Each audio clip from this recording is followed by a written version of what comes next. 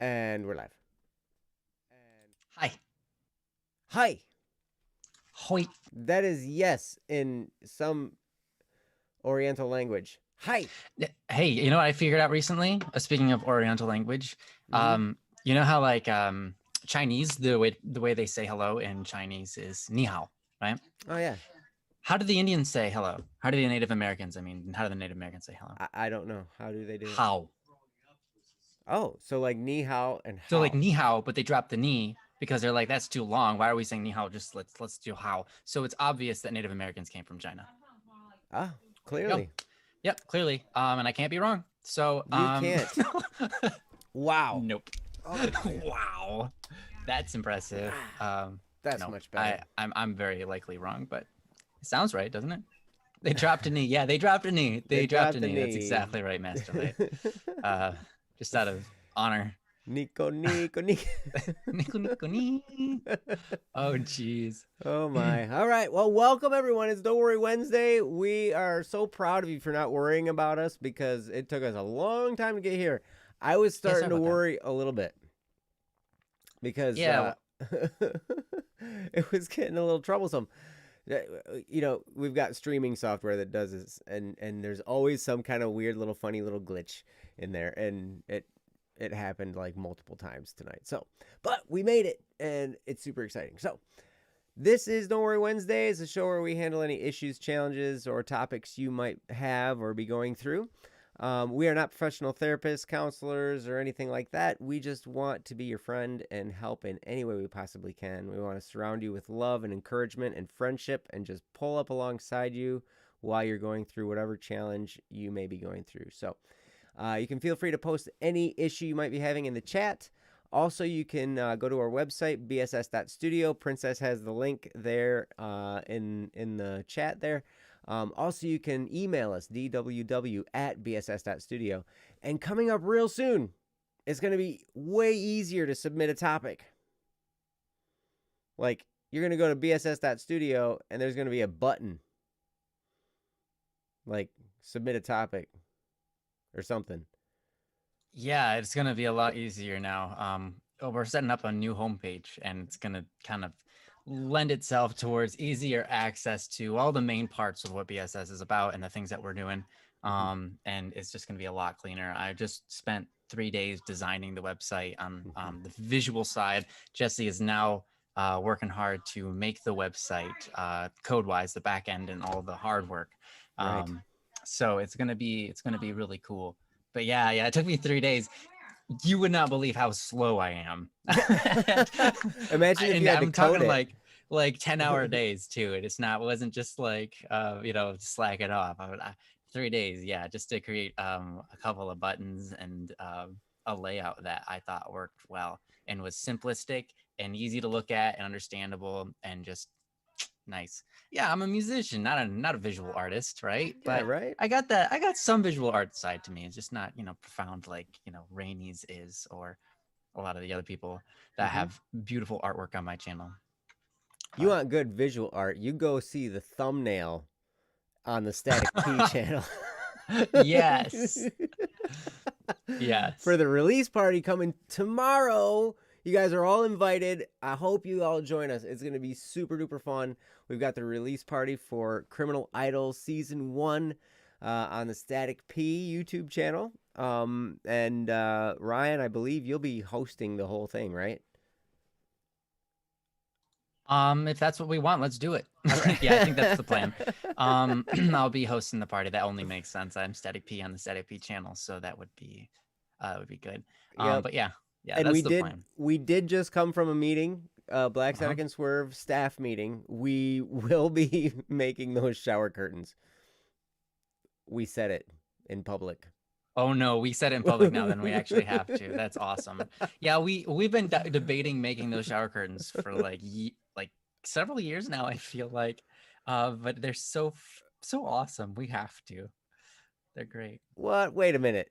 Matthew Weeks says if you flip the Kickstarter USB halfway, plug it into a charger box and into your phone, it charges it? No. Really? No. What?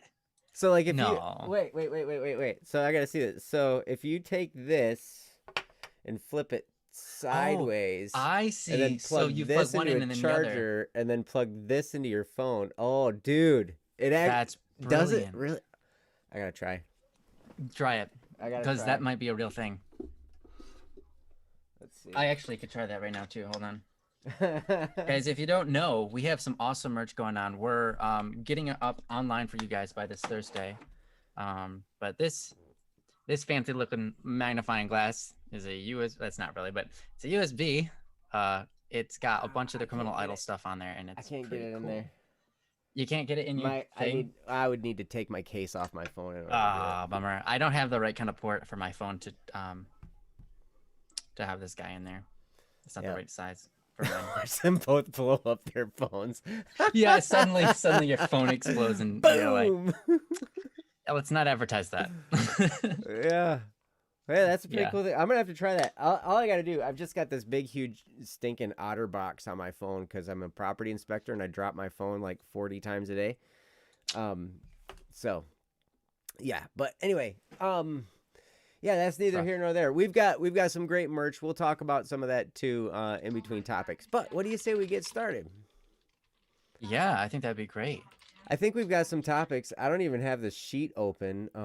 Yeah. So since Jesse's working on the website, I get to produce the show. That's most of the reason why it took us so long to get on here. Was because I'm the producer tonight. So that means The sheet has a specific warning. It has a warning on it, and it says least priority, and it's princesses. Well then, that's a little biased, don't you think? yeah. Wow. Stop picking on Prince. She's the one that wrote it. Oh now no! it's been Now she completely took it oh, down. It's off. It's gone. Whoa. Wow! Wow! Oh, I love it. Princess is the best. Man, you're fired. You are fired. No, I'm just kidding. So, but we've got We need okay. you. No. So we have topics, and I see we have some people here. I see at least 3 of you that are here. So, I will go down the list, and we will do them in order if we can. So, we have Royal, Sevlev, SK, Dimmy, Swilk, and Sparrow. That's right. And I know I've seen Sparrow, and I see Dimmy. Do you pronounce that Dimmy or Demi? A Dimi? You know what? It's interesting because Dimmy? Because Vimini? because I always say Vimini, but it's Vimini. No, it's Vimini. It's not Vimini. What? No, it's not. You're trying to play a prank No. on me. No, everyone says Vimini. It's actually Vimini.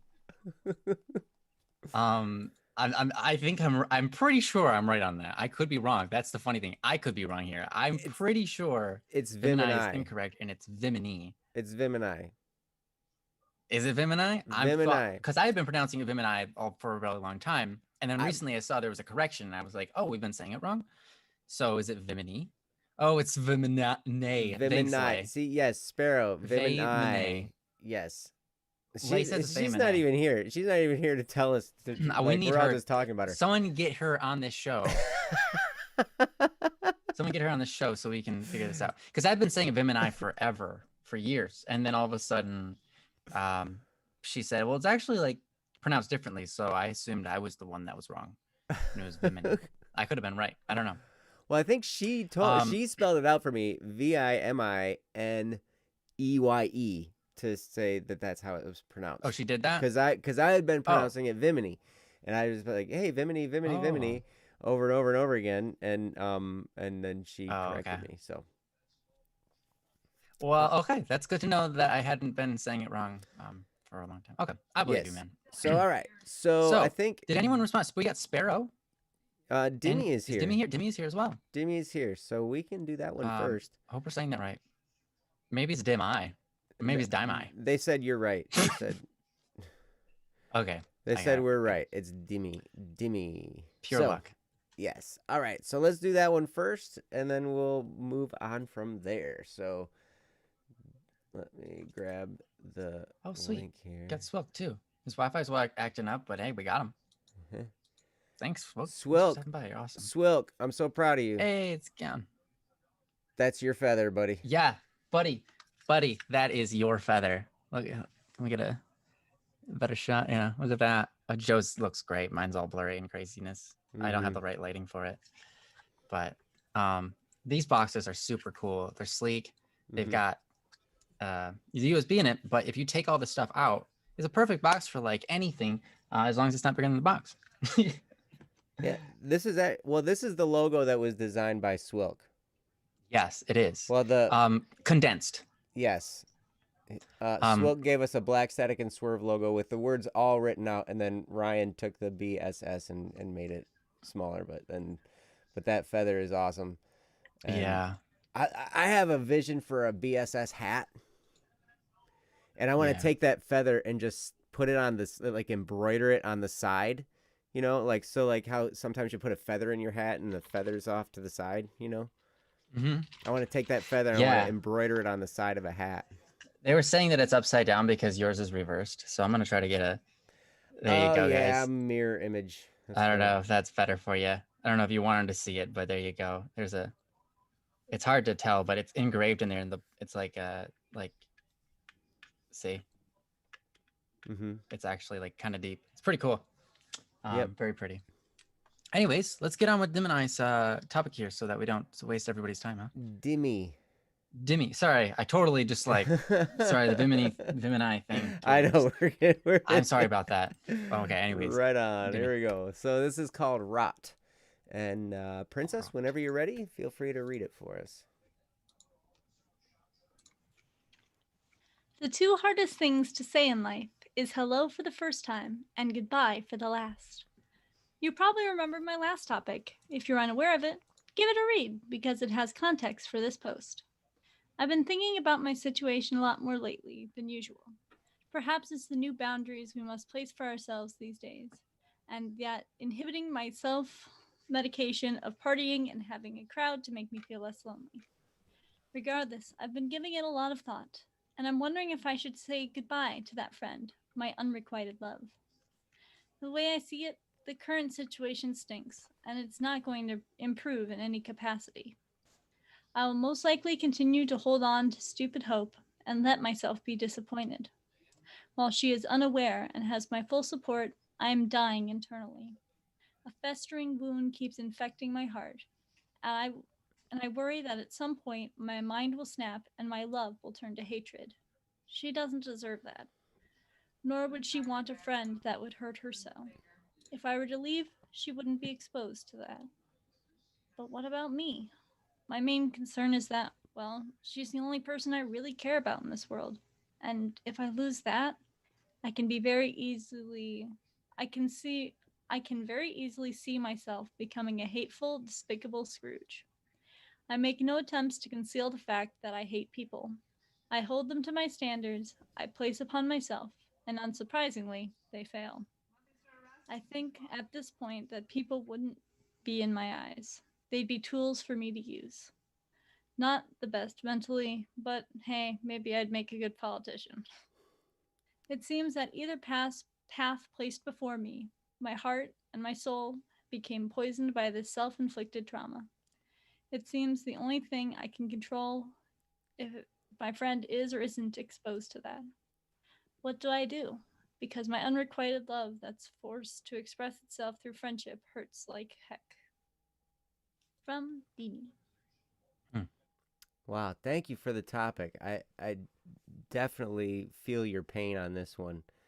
You know,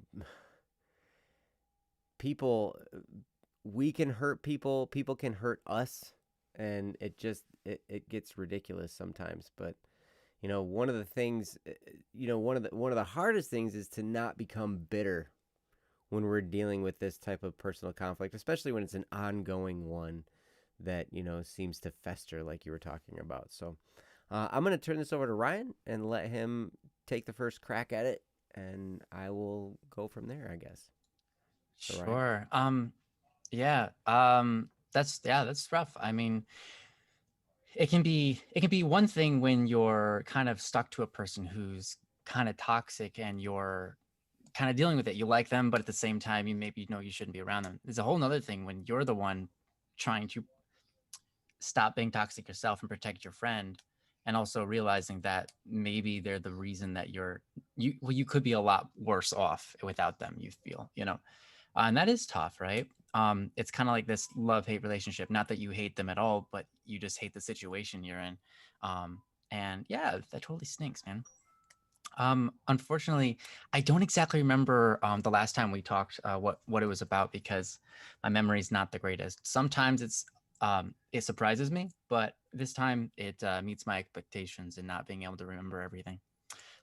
So if you wanted to, because you kind of recounted the last time we spoke, if you wanted to say anything about that further to jog my mind, that'd be totally awesome. You added in here. It's not that I don't have an identity. It's more like I'm just best around them, right? I don't think they're so don't be yourself. Okay, this is responding to other people in the chat. This is totally cool. So here's the thing. Um, if you are in a situation, right? Sometimes we meet someone that wants us to be like, we feel like we need to be a better person, and so we are. And I think that's a really good thing, right? If we see other people out there in the world that make us want to be better people, we should hold on to that, right? And the thing about that that's interesting is when you, like you were talking about being, funnily enough, like a politician or a great politician, whatever. If you shoot for anything in life, right, it's going to be difficult. No matter what you shoot for in life, if it's worth it, it's going to be difficult, right? We all know this. We all have heard this many times, and we know that's true. Sometimes the prize isn't necessarily what we're chasing after, but everything we learn along the way. And I think that it's not just learning stuff. It's actually becoming better people and being more proud of ourselves, enjoying ourselves more, learning about all the wisdom and actually using it in our lives. All of that we learn along the way to something that we are striving for, whether it be a better career, a better family, a better faith life, a better relationship with somebody, or whatever, right? So I think that even if you are slightly in turmoil, right? If someone is causing you to want to be a better person, I don't think that that is a harmful thing, right? That is something that you should hold on to. Because if you are afraid that if you let go, you'll become, like you said, a despicable Scrooge, and become very hateful, I think that there are things that are hard to hold on to in life that are worth holding on to.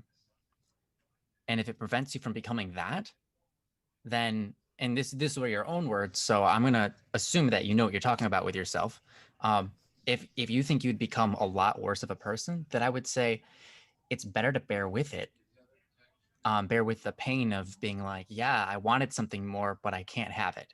But at least I'm still on the journey that pulls me forward to becoming a better person. I think that's good, right? I think it's important also to remember this, Demi.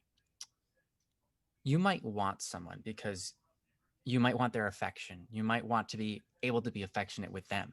You might want to have them say that they're yours, right? And be able to say, you're theirs. I think it's a very beautiful thing. However, love is much more than that, right? Love is to desire the best for someone, right? And we've said that on the stream so many times. To love someone, to truly love someone, is to desire the most incredible life for them, to desire the best for them, and being willing to take the fall to make that happen, right? We don't know for any sure, we can't say with any surety that we are what's best for another person. And if we have pain inside of our hearts for not having somebody, we want to call someone ours. We want to be in a relationship with them. And that hurts us inside. I think it's important to calm your pain by reminding yourself that that's not an actual or accurate representation of your love. Because to want someone in my life is not me loving on them. It's a selfish request. it doesn't, I'm not trying to call you a selfish person, but I'm just saying that your desire is for yourself if you want them to love you back, right? For wanting them to love you back is a request for your own sake, not for their sake, right? It doesn't do them any good necessarily to invest their life in you when you don't know like if that's even what's best for them. And right? And you say, nah, I know I'm selfish. That's awesome. That's perfect. I'm glad. I'm glad we don't have to, because here's the thing. I know I'm selfish too. Hmm. That's the honest truth. I know That's I'm selfish. it's a pretty human trait. And I think that's one of the most, yeah, it's an important thing to note and be like, yeah, that's how I am. Because then you can actually build upon changing that problem, right? A lot of times I asked, like, whenever I feel this pain, right? This pain that you're suffering through, whenever I feel something like that, I've kind of, through a lot of failure, I've learned to start asking myself, why? Why do I feel this pain? And then I dig into it. I get deeper and deeper and deeper. And at the bottom of asking why, like, why do I feel this pain? Oh, because this isn't going right. Well, why does it have to go right for me to, like, why do I feel pain because it's not going right? What am I, a child? Like, oh, it didn't go my way, so I'm going to get angry and mad and feel terrible. And I'm like, why? And I just kind of dig into that. And the reason I dig into it is not to point out that I'm stupid, not to point out that I'm selfish. The reason I dig into it is because I want to find the root, the very center, the very core of what's troubling me and fix that. Because I know if I fix that, everything else will unravel, right? I find the roots, I cut the plant off from the roots, then the plant will stop growing. If I just cut the top of the tree off, nothing's going to happen, right? And that's why we have to dig into ourselves. So I think it's really important to spend time. I know you said, you try to go to these parties and stuff like that, and that's good. That's healthy. There's nothing wrong with that. That's healthy. To have that social interaction with other people. But if you realize even yourself, like, I'm doing this because I'm trying to cure a pain inside of me that won't go away, and you know that it's not causing it to stop, it just prolongs it, then I think then the best medicine for that is to take some time to yourself and meditate. I don't mean like, I'm not talking about like anything like that. I'm just saying take some time to really talk to yourself and think about how do I solve this at its roots? Because you can talk to yourself and be a jerk. And that's the last thing you want to do. And if you start talking to yourself and you start to realize you're being a jerk to yourself, just stop it. Just stop it at that point and be like, no. I'm not going to go down that road. That road is pointless. It's a dead end full of me just going angry at myself. Like, what's the point of that? Turn the page and go, okay, I'm going to think about myself and figure out, what do I do? What's my next active step, like physical step in the world? What can I do right now to help fix these roots, to fix the way I'm thinking? And it comes through action. For me, I've been in similar scenario. I was actually in that scenario where I loved this girl, but she didn't love me back, right? And we went on for like a year, and she knew that I liked her a lot, and because I made it very well known, and it was really rough because in the end, I didn't get to have her. She ended up going with some other guy, right? I remember going through that. It was really tough. I remember at one point I even kind of got depressed, and I was like, wait, I'm getting depressed over this? This is crazy. Like, what's wrong with me? And so I stood in front of the mirror and stared at myself, and it's like, all right, Ryan, come up with a plan. What's your plan? What's your plan to get out of this? That's the most important step right there. What's the plan to get out of it? And then I knew, like, luckily I've had some other people who've lived before me that I could learn from them and kind of copy their steps. And it was basically like, all right, I got two things I got to fix. One, I got to stop being negative. So I'm going to figure out how to fix that. But two, the main thing, I got to stop focusing on myself so much. Stop worrying about how everything has to do with me. I'm going to go out of my way right now, right after I'm done talking to myself in the mirror. I'm going to go right into the kitchen and do the dishes. And that's what I did. Why? Because usually my mom does the dishes. And I was like, why don't I just be a champ and do the dishes for someone who didn't ask me to do it? And that's the kind of stuff. I just start doing those type of things that take my mind off myself and onto other people, helping them. The reason is because that makes me proud of who I am, right? That makes you look at yourself like, don't do it so that other people look at you good. You do it so that you can look at yourself good, right? Because if you can start doing that, if you can start being proud of yourself, it's a lot easier to love on other people when you've got a clear mind to do it with. It's a lot easier to be the best version of yourself when you're not upset with yourself, right? And so I think it's important to act out what real love is, which is it's a not necessarily selfless, but it's like a charitable act. It's something you do, you make a sacrifice for someone, right? You do the things you don't want to do for other people, right? And I'm sure you're already doing that. In fact, based on what you're saying, I can guarantee you're already doing that. You're suffering, right? You're suffering for the sake of another person. You're also suffering for the sake of yourself. And I think if you can just keep on doing that, but take away one part of it, and that is the desire for reward, suddenly what you'll find is that the reward happens in your spirit. Your ability to love will increase with the amount that you decrease your own desire for reward. When you stop worrying about what, how other people are repaying you, or if you feel good after the end of acting out something of kindness or whatever, stop worrying about all of that. And you just do it from the bottom of your heart because you love this person and you love other people around you. You're going to get so good at loving people. What ends up happening is that you can't help but love yourself. And then you can't even be a Scrooge because you don't even know where to start on that end. Because you're just like, how can I be a Scrooge when I know that I actually care about these people? Because I've gotten good at that. It's a talent. It's something you practice. And through activity, you get better and better. And so if you're afraid that you're going to just hate everybody, and it's okay to be, like you said, you have certain expectations. You hold other people up to those. It's good to have expectations for the world. It's good to have expectations for yourself, right? And you should hold people high. You should hold yourself high. But the thing is, no matter how high you hold yourself, no matter what that bar is, love yourself above the bar. That's crucial because otherwise you'll only sink deeper and deeper and deeper because you'll never hit that bar. Well, you'll hit the bar a lot. And then when you don't, because you don't love yourself above the bar, it all just collapses, right? And you have to do that. You have to kind of gift that to other people. It's a gift. Your life is a gift to this world. And it's a beautiful thing.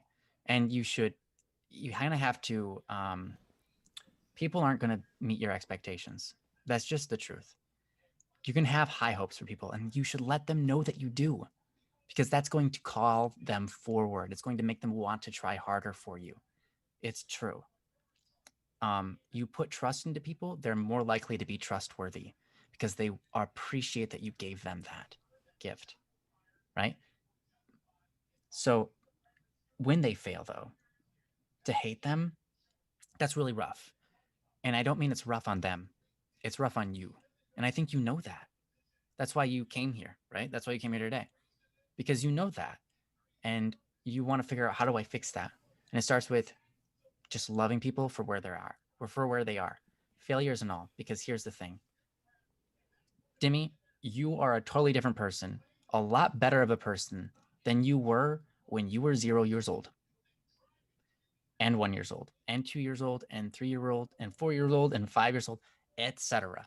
You're a lot wiser. You're a lot more capable of many things. You are, you're not a crybaby anymore, right? Everyone has the ability to improve.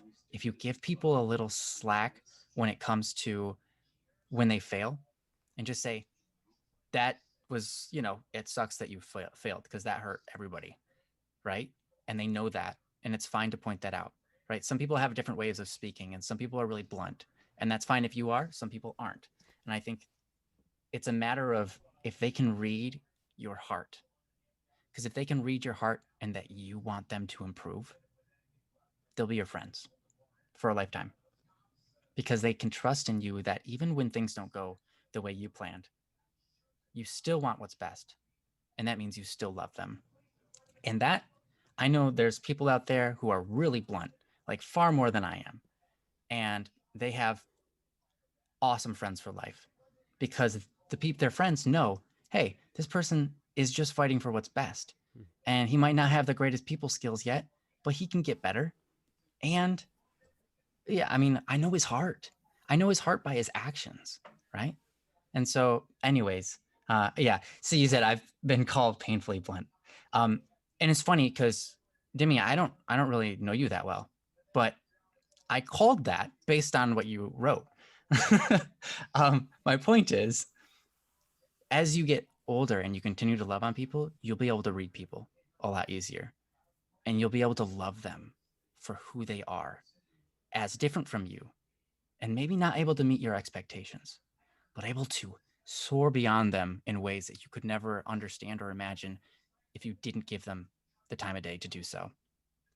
Because that's happened to me so many times where I'm like, why don't people just do it my way? Why aren't people more like soft-hearted and soft-spoken and not so blunt? And like, why can't people understand that that's not a good way to communicate?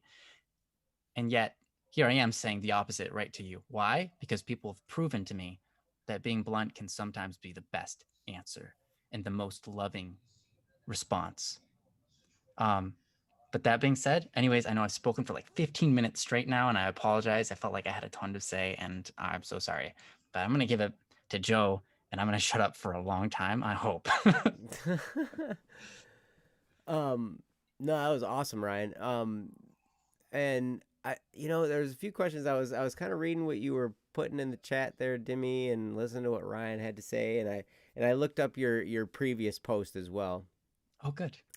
So it was a lot to deal with this unrequited love that you're speaking of here.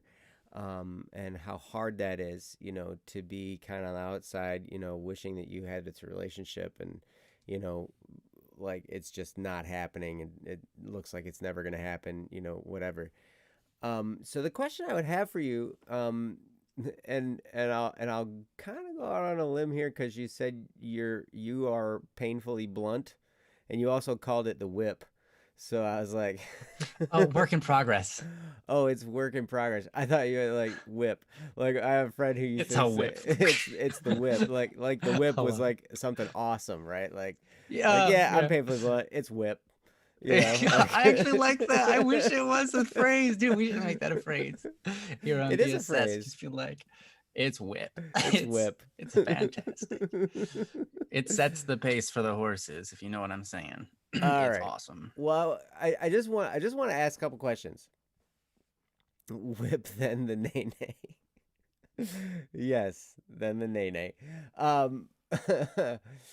So one thing I'm wondering, and I'm wondering how well you've thought about this, is what so like let's say you got a relationship with this person. What do you think would happen?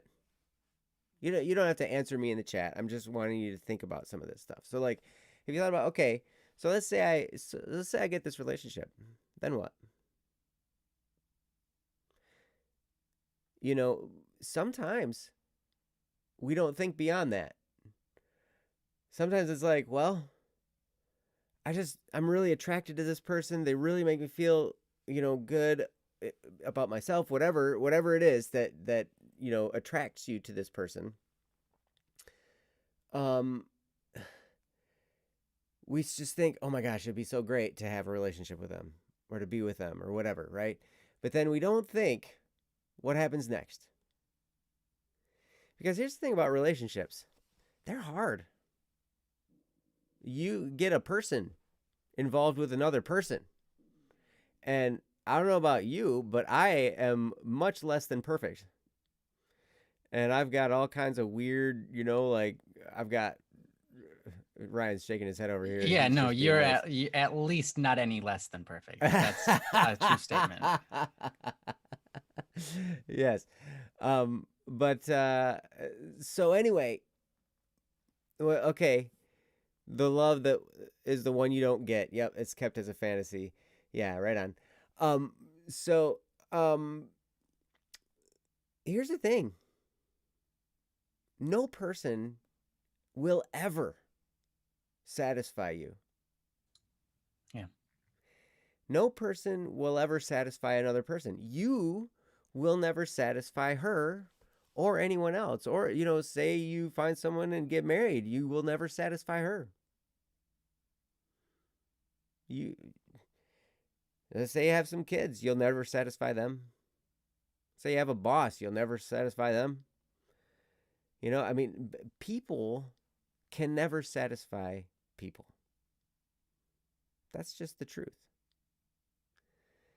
And so then it's not our job to satisfy someone. And then also, if we think, oh my gosh, if I just had this person, I'd be satisfied. I'm telling you that is not a well thought out thought. I've thought this before, right? And been severely disappointed. And then on the other side, I've done everything I could to satisfy another person and have it just, crash and burn and go up in flames and be terrible. Sincerely, from the bottom of my heart, everything I could to try and satisfy this person. And just all I got in return was basically anger and hatred. And it can be really difficult. So I wanted to encourage you in this situation, because I see you asking the question, should I say goodbye to that friend, my unrequited love? If you have to, I might recommend it, because the more you stick around, the more you might hold on to the idea that another person might satisfy you to some degree. And that will never happen. So in order for this to be a healthy relationship, you have to understand, okay, you're not perfect, she's not perfect, nobody's perfect. And, who knows? Who knows what's going to happen? There's a great song in the Criminal Idol series, we never know where life might take us. So there you go. It was muted. I'll do it again. Thank you. Thank you. But so I would consider that, or at least distancing yourself a little bit. Just think about it. It might be a good thing to do. If you can start to think in terms of, you mentioned somewhere in the chat there about something about fantasy, keeping the fantasy alive or keeping the fantasy going or whatever. It doesn't really serve us well to live in a fantasy. It does well for us to have dreams and visions for the future, and then it also serves us well, if we have those, to then have some kind of a plan in order to achieve it, or some kind of a pathway to go to get there, right? But if we know that something is just a fantasy for us, then it might be good to temper that with some real thinking as well, which, is, okay, that's why I wanted to ask these questions. What happens if I did get this relationship? I really want this relationship. Then what? Relationships are hard. They're full of pain. I remember on my wedding day, my father-in-law or my brother-in-law or something gave me this guff about, well, don't hurt her. And I know that in the back of my mind, I was thinking, of course I'm going to hurt her. And she's going to hurt me because we're married. And when you get two people living together and being in close proximity to each other, somebody's going to get hurt. Not physically. Sometimes if you have somebody who's very physically aggressive, people get physically hurt. But most of what I'm talking about is emotionally, because we do things we don't even think about it, and we do things that hurt other people. We're not trying to. It just happens. Maybe just a slight oversight or something, and we hurt somebody's feelings. I've done that so many times I can't even count, where I've hurt somebody's feelings. I didn't even know about it until somebody told me later, or somebody pointed out something I said, And I was like, oh my gosh, I didn't even think, like I was just talking and I said something and, they were there and it hurt their feelings. And, so people hurt people. We do. And so if you can look at this person and do like what Ryan was saying, can you desire the best for her? Or, ask yourself, do I desire the best for this person? Or am I treating them like something I can possess? Like a thing that I can have? A person is never something we can possess. We can never own a person. We can never. I mean, that's just not correct thinking. I remember this. There was this intro to this Michael Jackson song where there was Michael Jackson and this other guy. They were talking and they were talking about getting this girl. I'm gonna get that girl. No, you can't get that girl. I'm gonna get that girl. You watch me, and all this kind of stuff. And I'm like, that is so wrong. So all kinds of wrong. Because a person is not a thing to get or to have. We are all people. And, you have dreams and hopes and things you like and things you dislike. And you are such a complex, beautiful creation. And so is each and every person in the world. They have their own unique makeup of stuff. And sometimes it's buried deep under some layers of, difficulties. It can be. So I'll just encourage you. Love for real. Open your heart to love them. Open your heart to love them beyond possessing them, beyond having them, but just loving them. Whether they're with you or whether they're 1,000 miles away and not thinking about you, you can love anyone. You can desire the best for them. You can put good intentions in your heart for them anytime you want. And that's real love. And you know what's great about that? It feels wonderful. It feels wonderful to love someone knowing that you can love and not get anything back in return, and it still feels great. Because what you're doing is you're putting good feelings of love in your heart. And you're doing that. It's amazing. So I'd encourage you to cross the threshold, and instead of thinking, I want this person, think, I love this person. I want what's best for this person. I love them. And you will feel a peace in your heart that's beyond what you may have realized was possible. It's great. So I know Ryan's experienced this because his heart is so full of love for all of you that he experiences this all the time. Like I can only imagine what it must be like to be Ryan. It's amazing, I'm sure. Yeah, So. it's peaceful. Yeah. I actually really like that you said it's peaceful, because that's actually the true result. And I want to preface this with something, but preface is not the right word because it includes the word pre, which means it comes before. So it's a post fist, which isn't a thing. So I'm gonna post fist you guys. It's Post now fist. become a thing. Yeah, it's not a preface, it's a post fist. Suffix? Anyway, I don't know. So here's the thing. We're talking about like loving on people, right? Rather than wanting for yourself. There's nothing wrong at all with desiring things for yourself. Mm-hmm. First of all, mm-hmm. That's important. It doesn't make you selfish to want things for yourself. Because here's the thing. If you love somebody else, you want what's good for them. If you love yourself, you want what's good for you, right?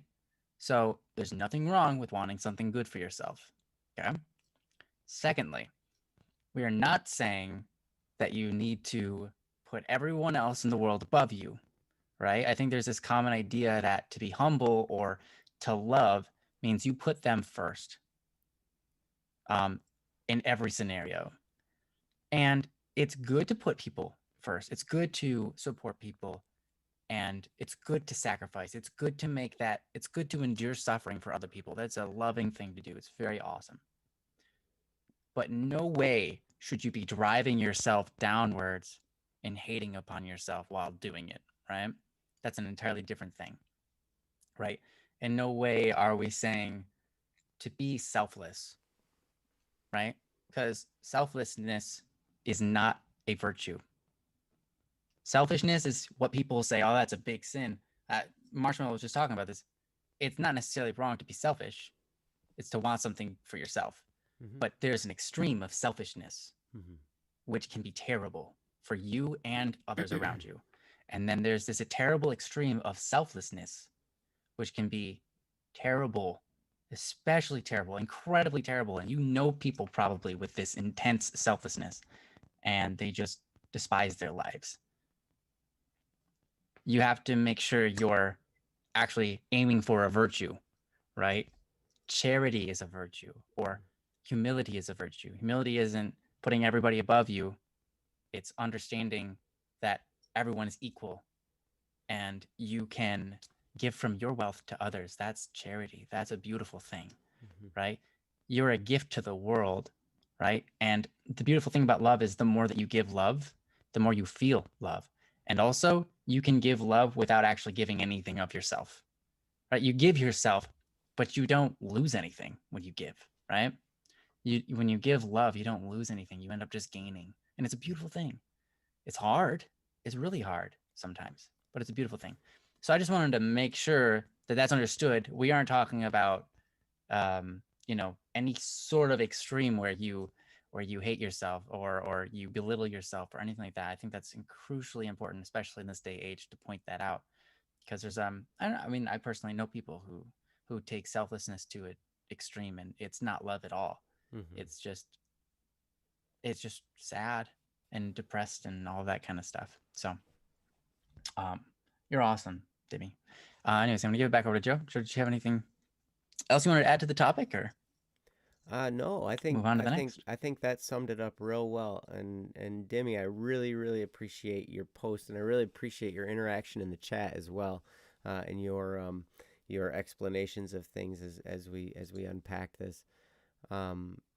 Yeah. So, at any rate, man, my best wishes to you. I hope whatever path you take. In fact, I know this. Whatever path you take, you're going to be okay. Whether you distance yourself and, go do something else, or you stay there and I don't know what you might do to develop this relationship. Maybe it will develop. I don't know. Stranger things have happened. But I do know this. No matter what, it's going to be okay.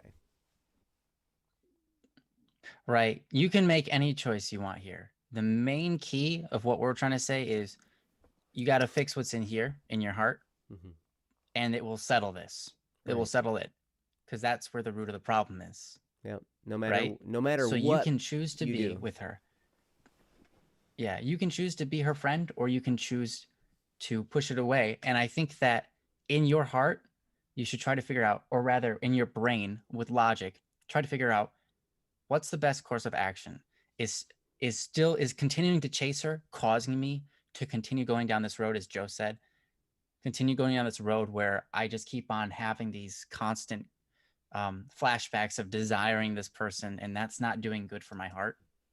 If that's the case, it might be wise to separate yourself out so that you can fix what's in here and come back to it later, right? I think that's important. But if you feel like, you know what, I know myself and I know that I can fix what's in here while I'm spending time with this person, and I'm going to use the time spent with this person to do that, you can only trust yourself with that. and I hope that your brain and your logic can figure out which is the best option of those two. But yeah, good luck, Demi. You're awesome, and you can totally do it. I know for a fact. So good luck. You're awesome. Absolutely. Thank you so much for the topic. Thank you for hanging with us, and we really appreciate you being here. If you're going along this path still and you need more clarification on any other stuff, feel free to post again. Feel free to hang out with us in the chat. Do whatever. I love your input. So, yeah, some of the stuff, you may have some stuff that can help another person out too. So we really appreciate you hanging out. In the meantime, one thing that helps is to have something to hug. Product placement. Aw, look at that. He's so cute. He looks We're gonna be shamelessly kind of similar. product placement thing. Oh, Yeah, yeah. Shameless product placement. Shameless product plug because I know. we've got a ton of it. We need to get to other people's hands. Yep. Yeah. Come tomorrow night. If you It's guys gonna be want a this lot stuff, of fun. tomorrow night we're gonna be putting it all out. And we want you to have it because it's actually really good. We're not just saying it's really good because it's like our stuff and we're trying to sell it, but it's actually really good. Ask anybody who's got the product so far. I by the shrank way, like Hero, 100 of these today. Or yeah, well, that's awesome, over the dude. last few days, I had a whole bin full of them now, of them shrink wrapped. They're ready to Nice. go. They're pretty awesome. He's even got a BSS logo on his tag. It's backwards because my camera's backwards, but Slick. Look at that.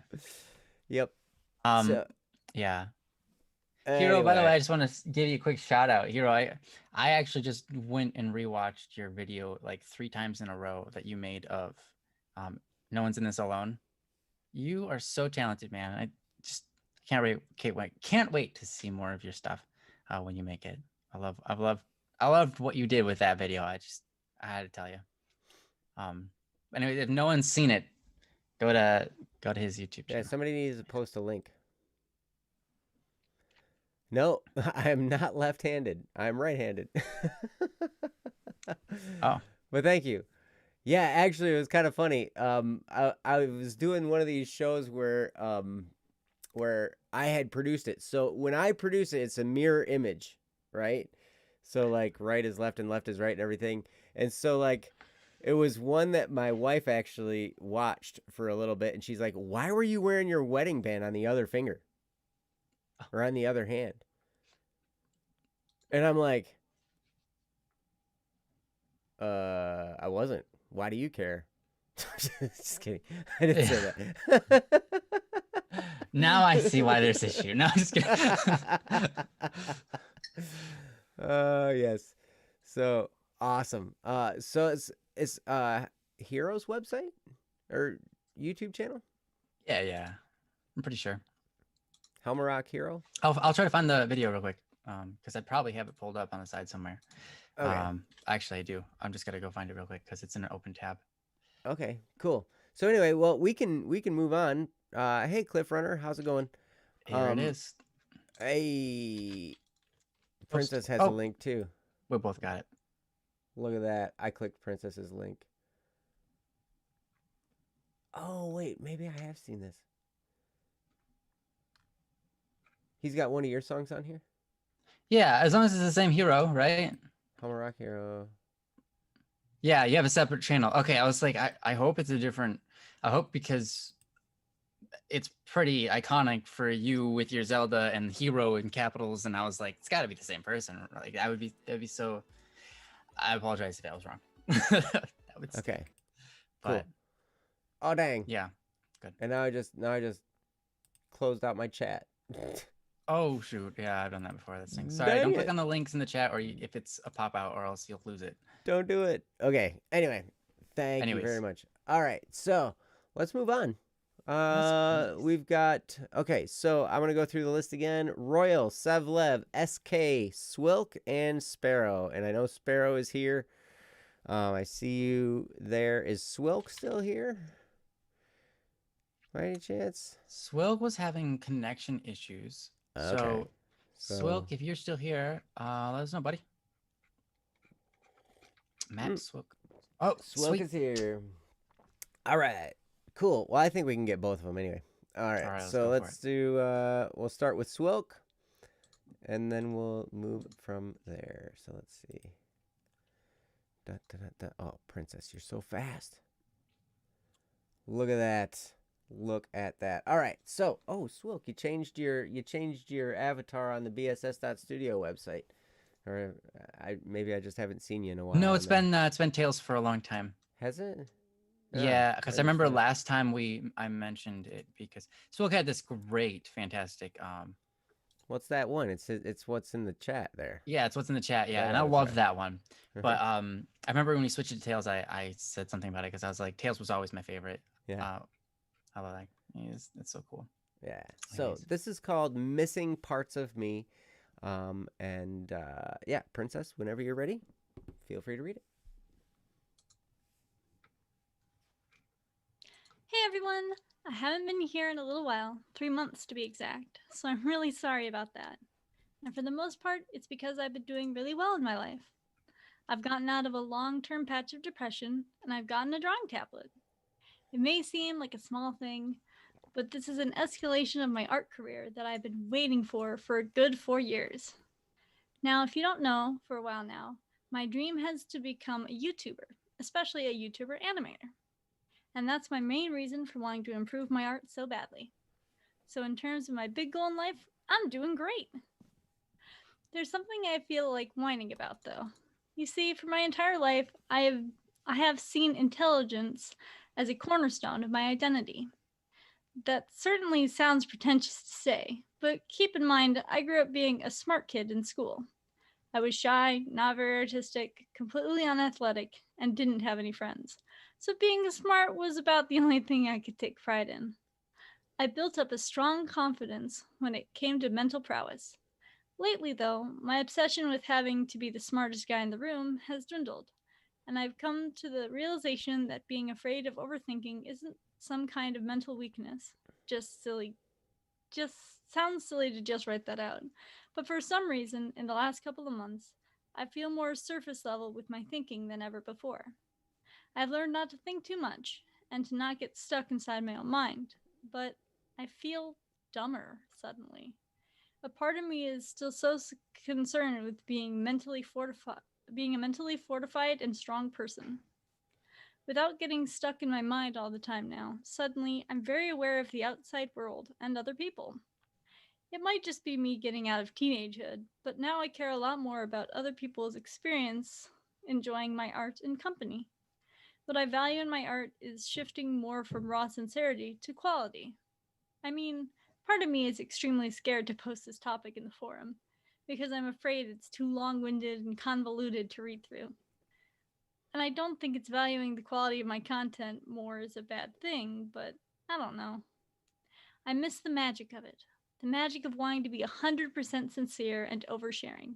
The magic of knowing there's layers of depth behind my thoughts.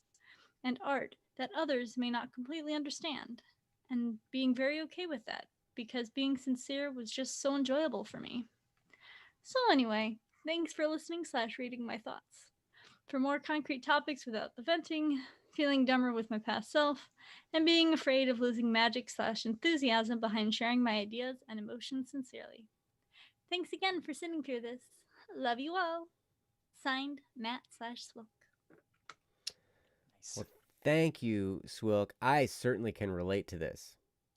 And yeah, man, I've been through this in music, much like what you're going through with art. And yeah, so I can totally understand where you're at and all this kind of stuff. I appreciate you being candid with us and talking about this, and because it takes some guts. But I tell you, I love your art. For instance, the feather. You should have heard me talk about your feather. Yeah, he loves the feathers so much. Everyone does, but I think Joe specifically appreciates it to a great magnitude. Mm-hmm. Yep, that feather's amazing. And I know you probably just whipped it together in like 5 minutes or something. Probably who knows. But because that's kind of like how some of the most amazing things I see, and people are like, "Oh yeah, that was like nothing." I'm like, "Oh man, it's something cool to me." So anyway, but I will turn it over to Ryan, let him talk, and yeah, so take it away, Ryan. Yeah, all right. I guess I'm gonna start with the art side of it. Because that's something I can, of course, relate to easily. I obviously don't do physical art, but just like Joe, I do musical art, and you guys know that. I do some visual art, but it's a small amount, and it's not that fantastic. Here's the thing: when I first started writing music, it had nothing to do, very little to do with sincerity. Believe it or not. Um, the only thing I was sincere about was that I thought it was fun and I wanted other people to enjoy it. Let me tell you kind of how this got started. It's so weird, it seems ridiculous. When I first started to explore my creativity, it was through, well, not first, but I think when I actually first started putting hours and hours into my creativity outside of, you know, whatever, I don't know, outside of like just wandering here and there with my fingers on the piano and trying to, make stuff up. Like one of the first things I got really creative in was a video game called StarCraft. Mm. I spent hours and hours and hours and hours and hours and hours creating maps with little strings of scripted code with triggers so that when people walked over certain parts, certain events would happen, and then they get flooded by like monsters and all of these kind of cool stuff. Or they had to like trying to mess with the game to make the game do what I wanted, even though the game wasn't supposed to do it. So you'd like make the whole screen go black to make something happen on their screen so that the client didn't know it was happening, and you turn the lights back on so they could see it again and allow them to do things they weren't supposed to be able to do because they couldn't see what they were doing. Really weird stuff. Anyways, I had a lot of fun with it, right? And just making maps, coding these triggers and all of this kind of stuff. Um, and it came to a point where it was like, now I've done this, my I want to share it. It's so cool. All I want to do is share it now. So I put it online, and a few people would join the game with me, and we play around, and then they would say things, and I would they would critique what I've got, and so I'm like, okay, yeah, that's some good input. I'll change my map here and there, and I'm working on it. Um, that my favorite part was just having a product that I could share with others, and others people could tell me what they liked about it, what they didn't like about it, but that they had the experience of experiencing it, right? It was like I was with them on and communicating with them on a whole nother level outside of just speech. They're actually playing a game that I manipulated to play a certain way, right? They're actually playing my game with me. Mm-hmm. And it's like we're together. We're both fighting on the same side for something. And it was just a beautiful experience. So when I first started writing music, um, sure, some of it would have lyrics, whatever. I didn't care. Like, that wasn't the point. It wasn't the point of me trying to create a certain style or create from my emotions. I've never, ever once. Now, Joe has a different experience. I've never had the experience of writing a song from my emotions, ever. Lots of people write their music from their emotions. They're like, oh, I feel sorrow, and then they just play something sorrowful. I feel excited, and then they'll make something exciting. I've never actually experienced that. I write basically just I just write, and I'm like, oh, that sounds good. That sounds cool. Where can I take it from here? Oh, that sounds cool. Now I've got this puzzle piece and this puzzle piece. All right, let's create the next puzzle piece and put it in. I'm like, and then I listen to it. I'm like, okay, how can I make this better? And I just kind of, it's a construction of my own, and it's fun, right? It has nothing to do with the sincerity of my emotions necessarily. Then I take that and I say, now I've got this building that I've made, this construct, this song, this piece of art, right? And I can do with it what I want. But what I want to do is share it with others and experience them experiencing it, Hmm. to communicate with others through something that is kind of abstract. It doesn't necessarily have to have a meaning behind it. It's just that they hear it and it brings them enjoyment. It brings them joy to be able to experience something that I made. And I think that's beautiful, right? That's where I sat until I think, and that continues to be where I sit. But that's until Joe came along and inspired me to create music with a meaning and a message and a cause, right? Because then my music wasn't just sound that brought enjoyment. It became the ability to speak to people's minds and encourage them, to place in them nuggets of wisdom that would help them through their life, their whole lifetime experience, not just a single footprint of joy in their life, but a wellspring of footprints that would continue every step in their journey. Because I'm creating songs that have good messages that people can carry with them, right? That's an incredibly beautiful thing. And that's a sincere thing, right? That's awesome. So wherever you are in your journey, right? Continue your craft, because as you get better and better, when you find that cause, when you find that thing to connect with sincerely with, you can take your new incredible talent right to it and make it awesome. So you might feel like you're currently in a drought, like there's no water coming to you. There's no sincerity in what you're creating. But if you're getting better at it, that means you've got something to work with when your purpose or your desires or your sincerity, whatever it might be, comes to you. Then you can create something better than you would have if you had stopped when your sincerity was gone. Right? Does that make sense? Mm-hmm. So I would say keep with it. Even if you're just like, well, I'm focusing on quality now rather than what it means or whatever, right? Great. Quality is important. Static P music, Static P wouldn't even be a successful channel in the slightest if it wasn't for my attention to quality, right? Um, Honestly, it wouldn't be. It would be sloppy and it wouldn't sound good and it wouldn't attract anybody and you wouldn't be here today. Quality is important, Mm-hmm. right? So keep on honing your craft, man. And you'll find things as life progresses. You'll stumble across plenty of things that you'll love to say to people through your ability to create incredible things.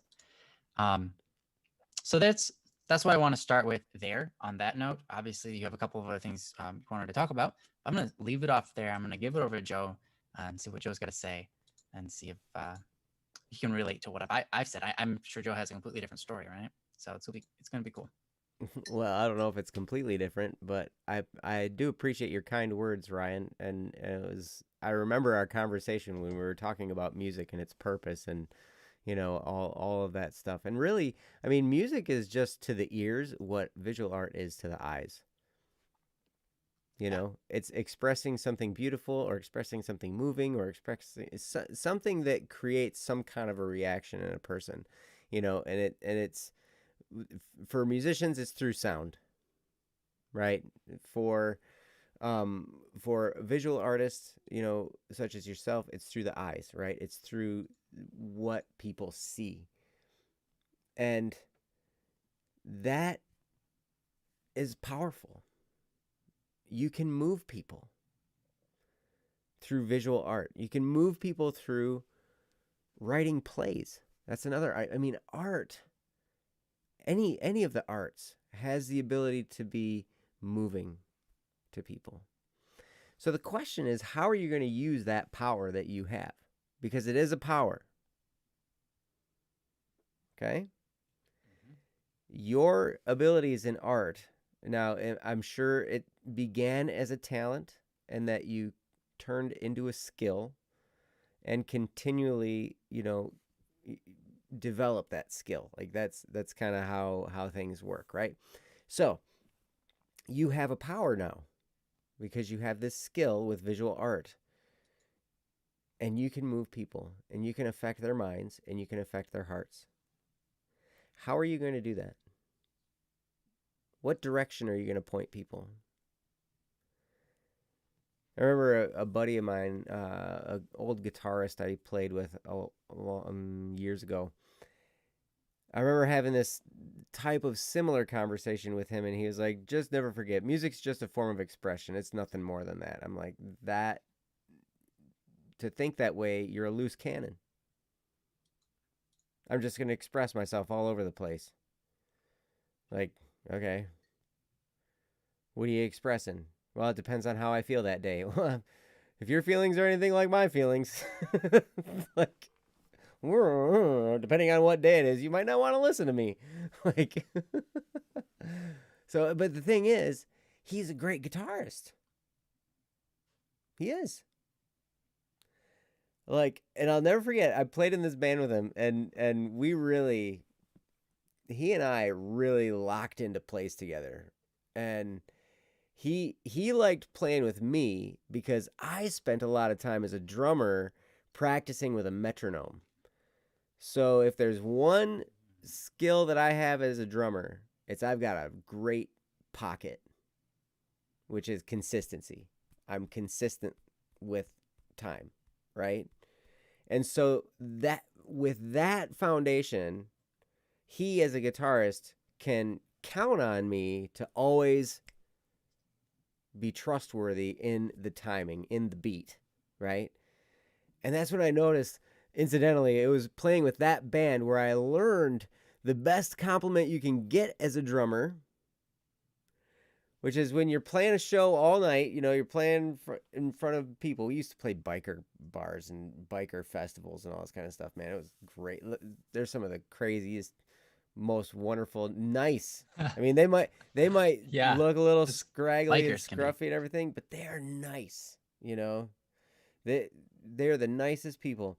And but they're partiers, man. And so they're out there, having a good time and everything. And I learned that as a drummer, if the dance floor is full and nobody says anything about my drumming, I did my job.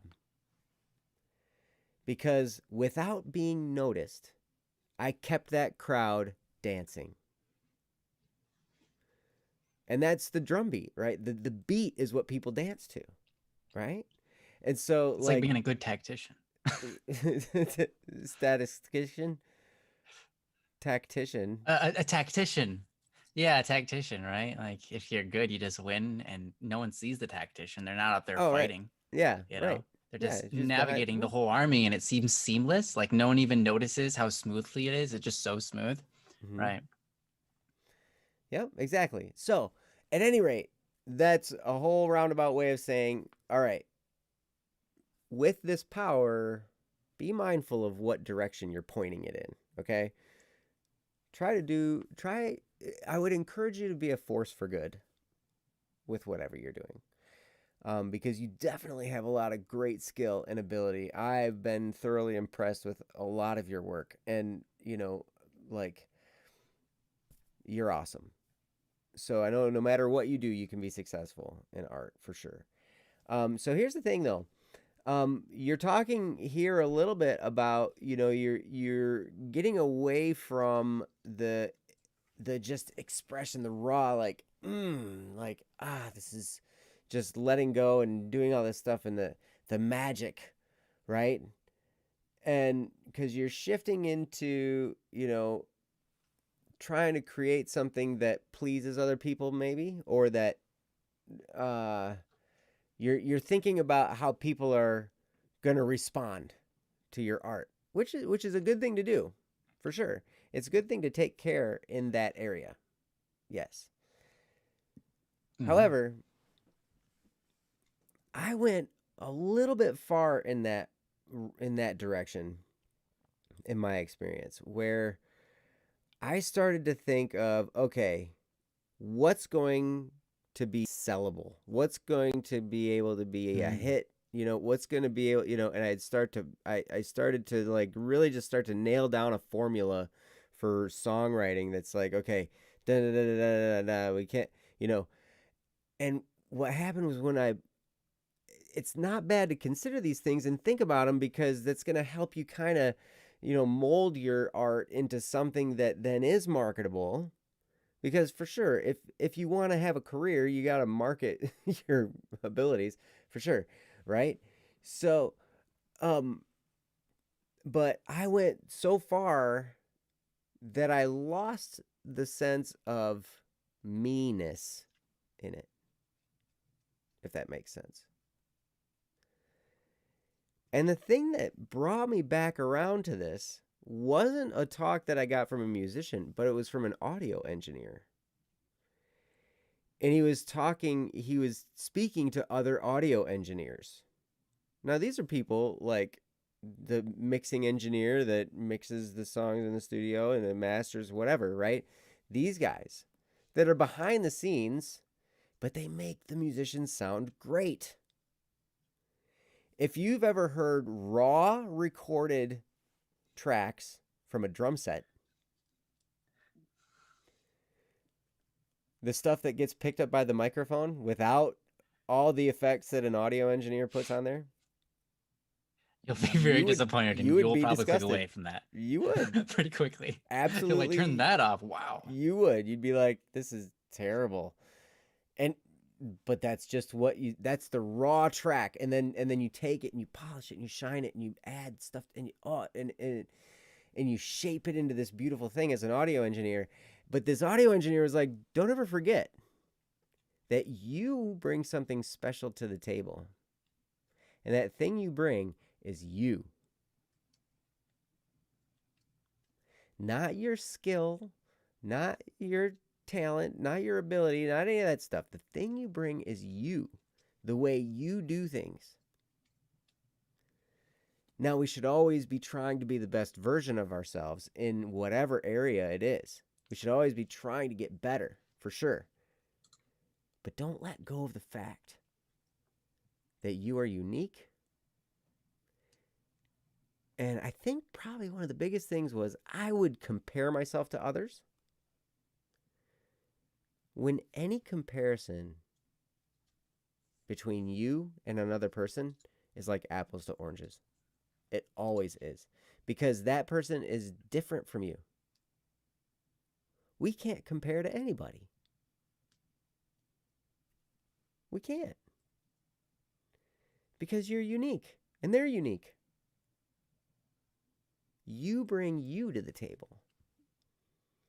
And so as long as you maintain that essence, where no matter where you're going, and all these things are great. This is a great progression that you're going through for sure. But if you remember that the magic is you, that's what you bring to the table. That's the special sauce. It's you. Your particular way of doing things. And I'm telling you, it's beautiful. We've had meetings. We've talked at length about that feather.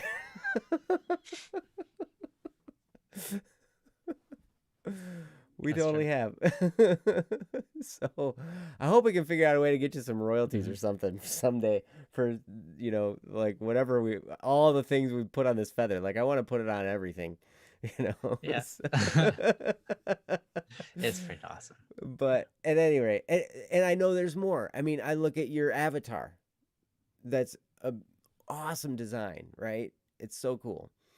So anyway, I'm looking forward to seeing where you go. I'm looking forward to seeing what more you come out with.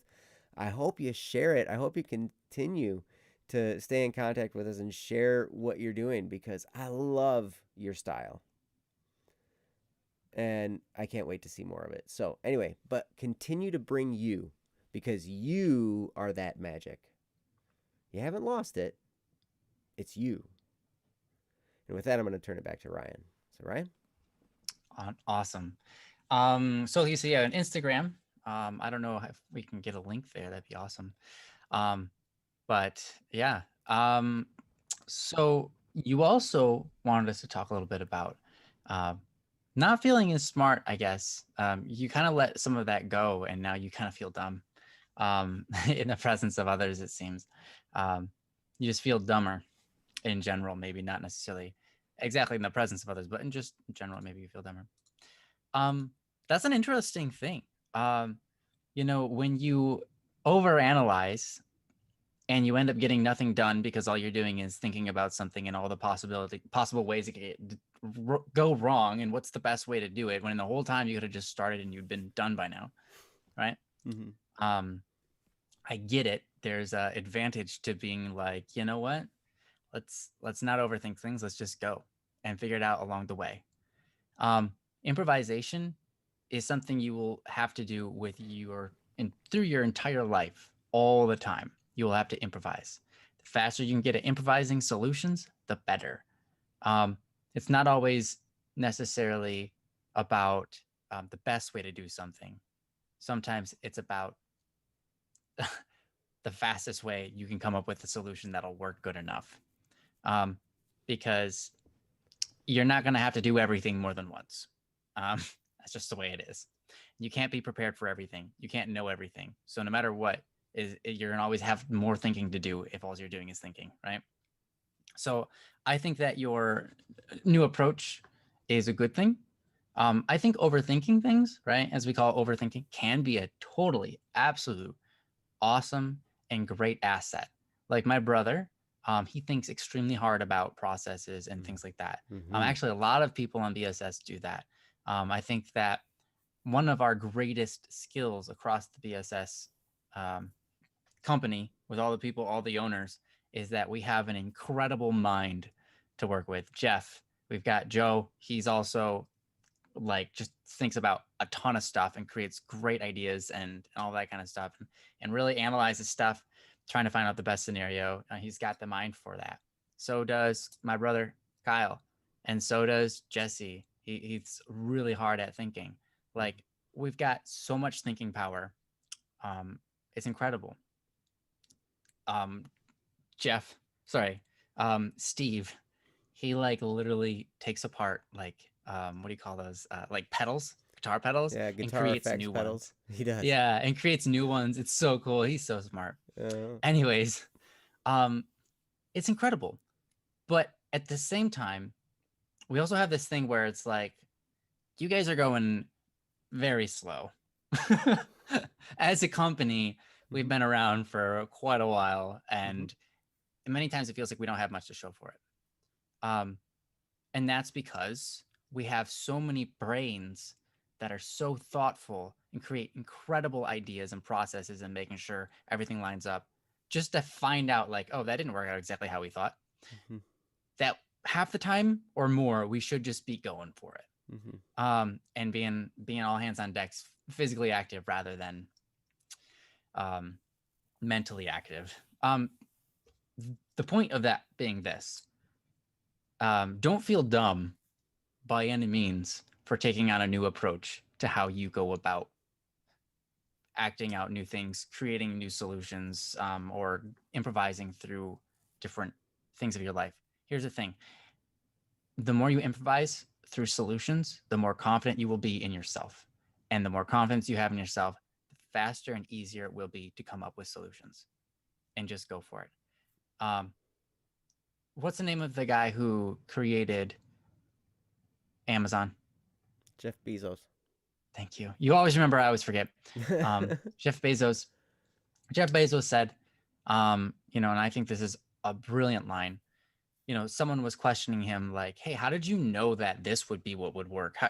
He's created a couple of different businesses. He's created Amazon. He's created the Kindle. That whole idea was his. All sorts of different stuff, right? And they came to Jeff Bezos and was like, "How do you come up with these ideas and just like it's like they're gonna work?" And his response was, "It's not like I can know the future. All I can do is pick something and make it work. Pick something and make it work the best that I can. rather than trying to figure out what's going to work, what's not going to work, analyzing everything and figuring out, okay, this is a failing trend. This is an upward trend. All right, let's go here. Okay, now of these things, let's not worry about all that. Let's come up with an idea and let's make it work. Do whatever we can to make it work. Sometimes you find out along the way that, you know what, that was like basically we tried and there actually was nothing we could do.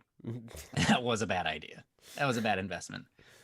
But because of that, now you've got the experience of that and you learn from it and what you kind of like, oh, at least I know what doesn't work. We're not going to try that again. Well, of course, but you also know how to navigate the idea of what doesn't work.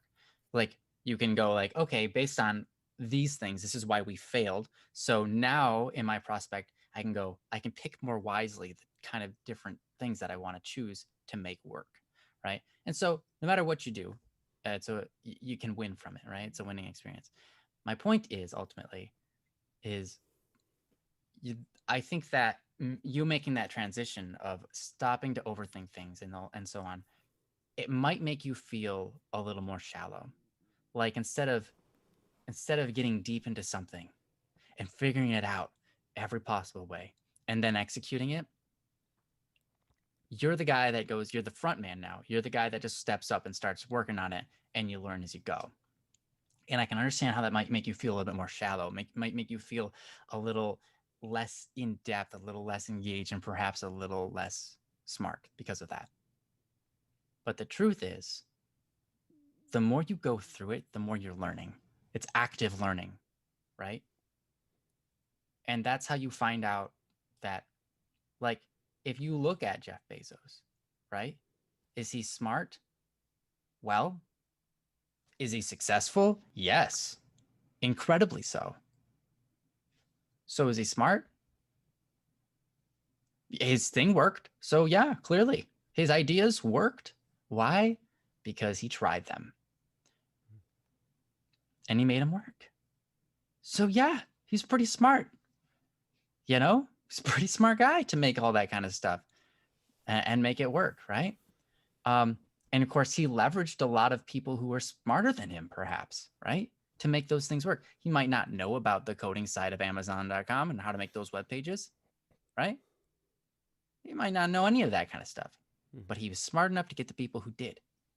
And that's smart.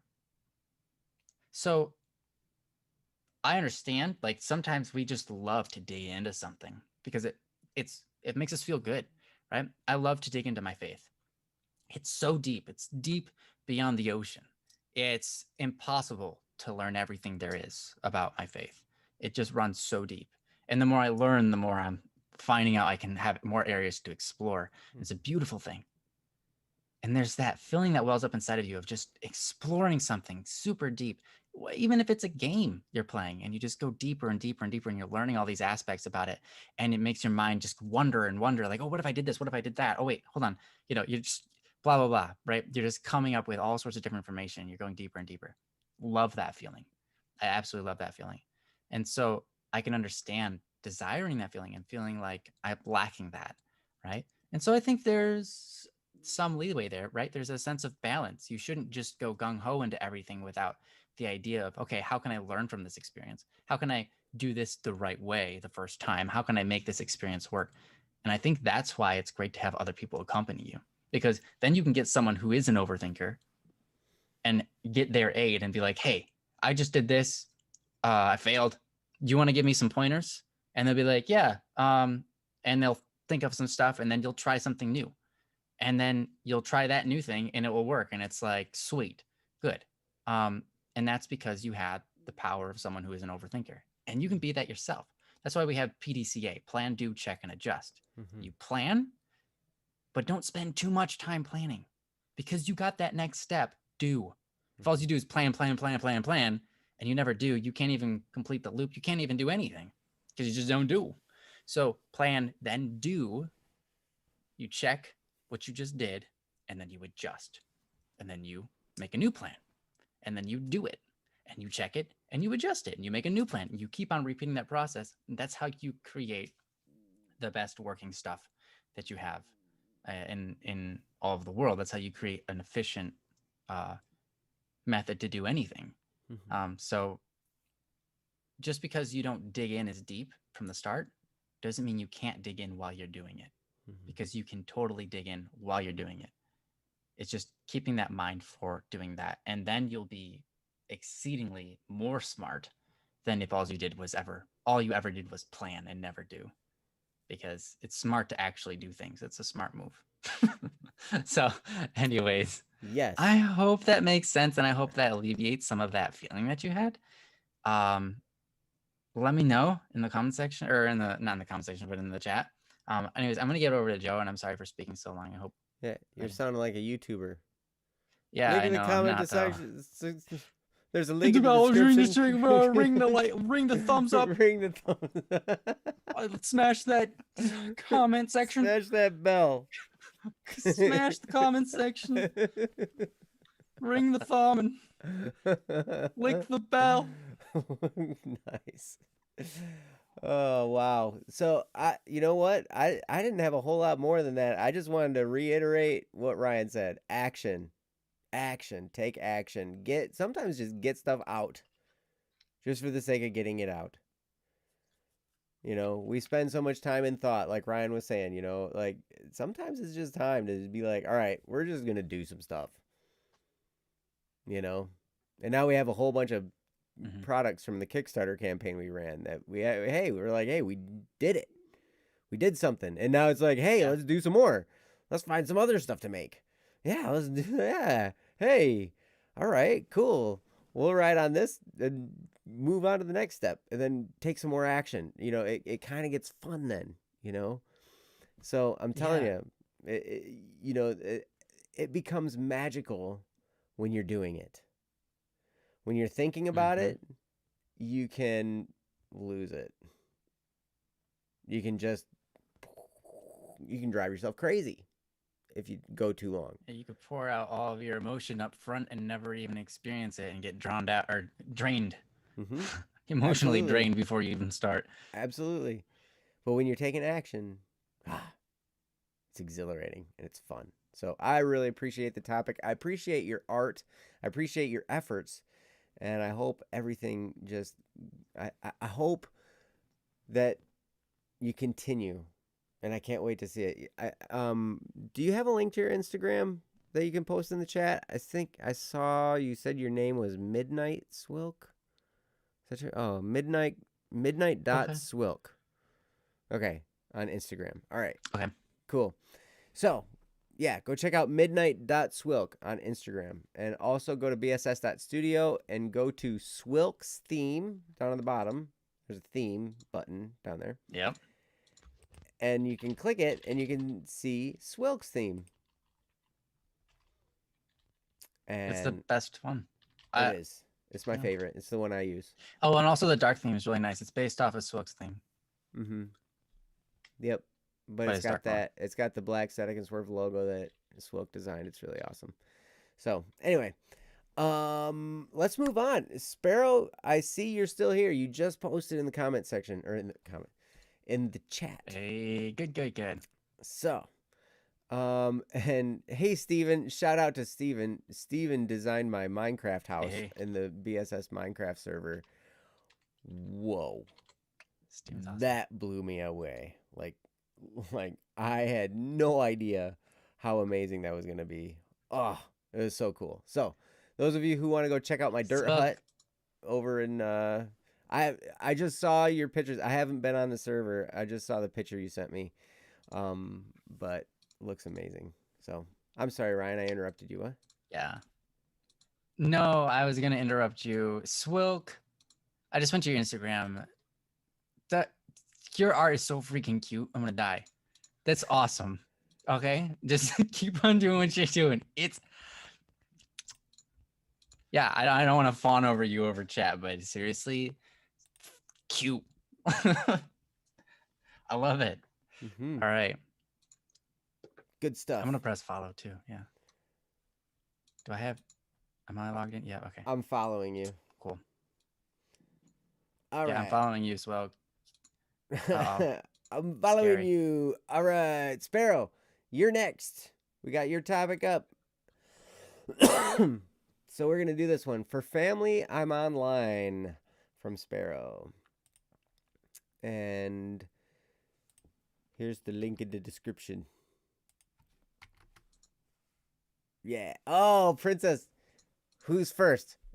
On mine, I'm first. Is Princess first? Princess is first on mine. Oh, of course. Well, that's all right.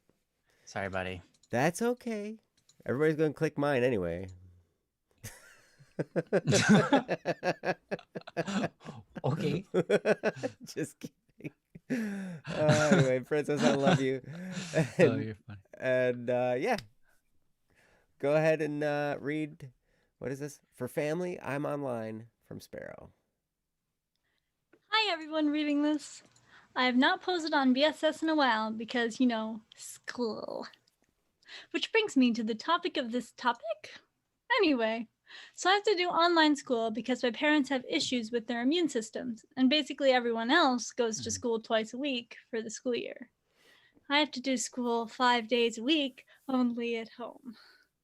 It gets stressful knowing my friends do actually get to leave their house and go to a building to learn.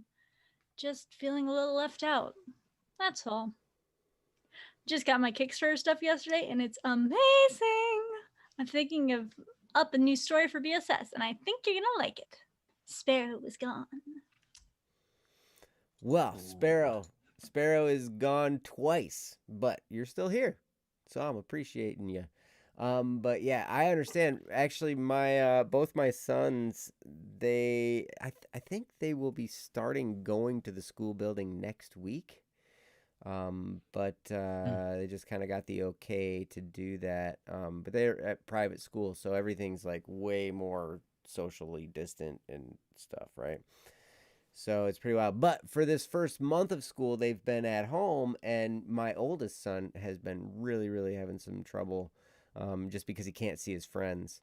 But he went today. He got to go to school at the end of the day. He had to have a picture taken, I think, for maybe his student ID. And so he showed up and he got to see some of his friends. And actually, it was really interesting with all this craziness that everybody's gone through, this quarantine. He said, yeah, like these two guys that historically they've been bullies of his. They treated him real nice today when he showed up. And I was like, that's awesome.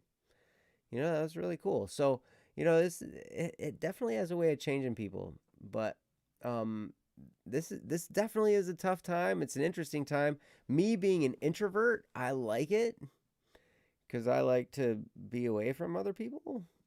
And the more excuses I have to not be around other people, it's awesome. I like being around you guys virtually and on chats and on video and all that kind of stuff. I love that. But to be person to person, it has its place. But I do also like being alone. But anyway, I understand how this could be frustrating, especially, seeing all your friends get into this. But I'm going to turn over to Ryan and see what he has to say. So, Ryan? Yeah, well, that sucks. All right, what do you got, Joe? And I'm going to talk. Blah, blah, blah. Sorry. Hey. Sorry, Sparrow. Whoa. What are you doing? It reminds me of Troll Me. Oh, that's yeah, that was awesome. Actually, that was awesome. I don't if you guys don't check it Hey, out Ryan. because it's my old channel, but Ryan. yeah, Hey. yeah. What do you think? Hey. I should do this whole talk like this. All right, yeah, people will take you real seriously if you do that. Totally. That'll be the yeah. All right. Sparrow, teach me how to make those bots. All right. So yeah, what do you do when you're stuck in a position where you're not allowed to see your friends, and it's been months, and it's because you're protecting your family from sickness and things like that, right? I think you're doing the right thing, of course, and it's not maybe by your own design, your own choice, but I think you're making the right choice of staying at home instead of going to school, right? It's better for your parents if they have autoimmune disease. to make sure you're looking out for them and not causing any harm. Um, it's hard to do everything online when it comes to schoolwork. When I was growing up, the internet wasn't really used for school that much. It kind of was, but rarely. And doing doing projects at home was my worst nightmare. I actually just this is terrible, but I completely stopped doing homework at one point. Um, for one of the years that I was going to school, I didn't do a single piece of homework at home. All of it was done at school, and if I couldn't finish it at school, I didn't do it at home. I would come back, and 5 minutes before class started, I would see what I could finish, and I'd turn it in. I didn't fail any of my classes, by the way, which is incredible, considering homework is supposed to be 60% of your grade. Um, it's because I was good at the tests. Because I knew the stuff. I didn't have to pay attention super hard to know it, and I certainly didn't have to do homework to know the stuff. I hated homework. Homework was just a pain in the butt that I didn't need, you know? And to now I feel so bad for all the kids out there because all of it is homework. There's no distinction between learning in class and then the homework because it's all at home and online, and that's rough. So first of all, I'm so sorry, and props to you for sticking in there and dealing with it. I can't imagine how hard that would be. It takes a lot of. Here's the thing, it takes a lot of. What's the word? Self-discipline. Takes an exorbitant amount of self-discipline to stick it in, like to stick in there and keep on doing your homework and keep on doing your studies when you're not at school. What that is doing for you is training you to be good at your work ethic in the future, training you to be self-sufficient in these things. And that's a beautiful thing, right? But life isn't all work, right? There's play as well. There's communication with other people. And that's why you're experiencing this. That's what you came to us for. You're just like, I haven't been able to spend any time. So while what you're doing right now is great for your parents and making sure that they stay safe, it's great for your work ethic. It's great for training yourself to be good by working by yourself, working at home, setting your own schedules and all of this kind of stuff. That's a life skill that I wish more people would learn, including myself. I have room to get better in that. So that's awesome, dude. That's awesome. But the consequence, and it's not your fault, it's just how it is. The consequence is this lack of social experience with your friends. And so what can you do to find ways to have that social experience? A few suggestions. One, invite them over. You can, instead of inviting them into your house, you can invite them over and play with them outside. Even if maybe that leaves out some options that you wanted to take, like you wanted to play games or whatever together and you can't do that. Hey, here's the thing. At least you get to hang out with them outside, right? And you can wear masks or whatever, right? Just tell them, hey, I'm worried about my parents, but I'd really like to hang out with you guys. Is there any way we can meet up? Just have them come over, hang out outside, or go over to their house and hang out. But, obviously under the guidance of your parents' permission, let them be the ones to consider that, right?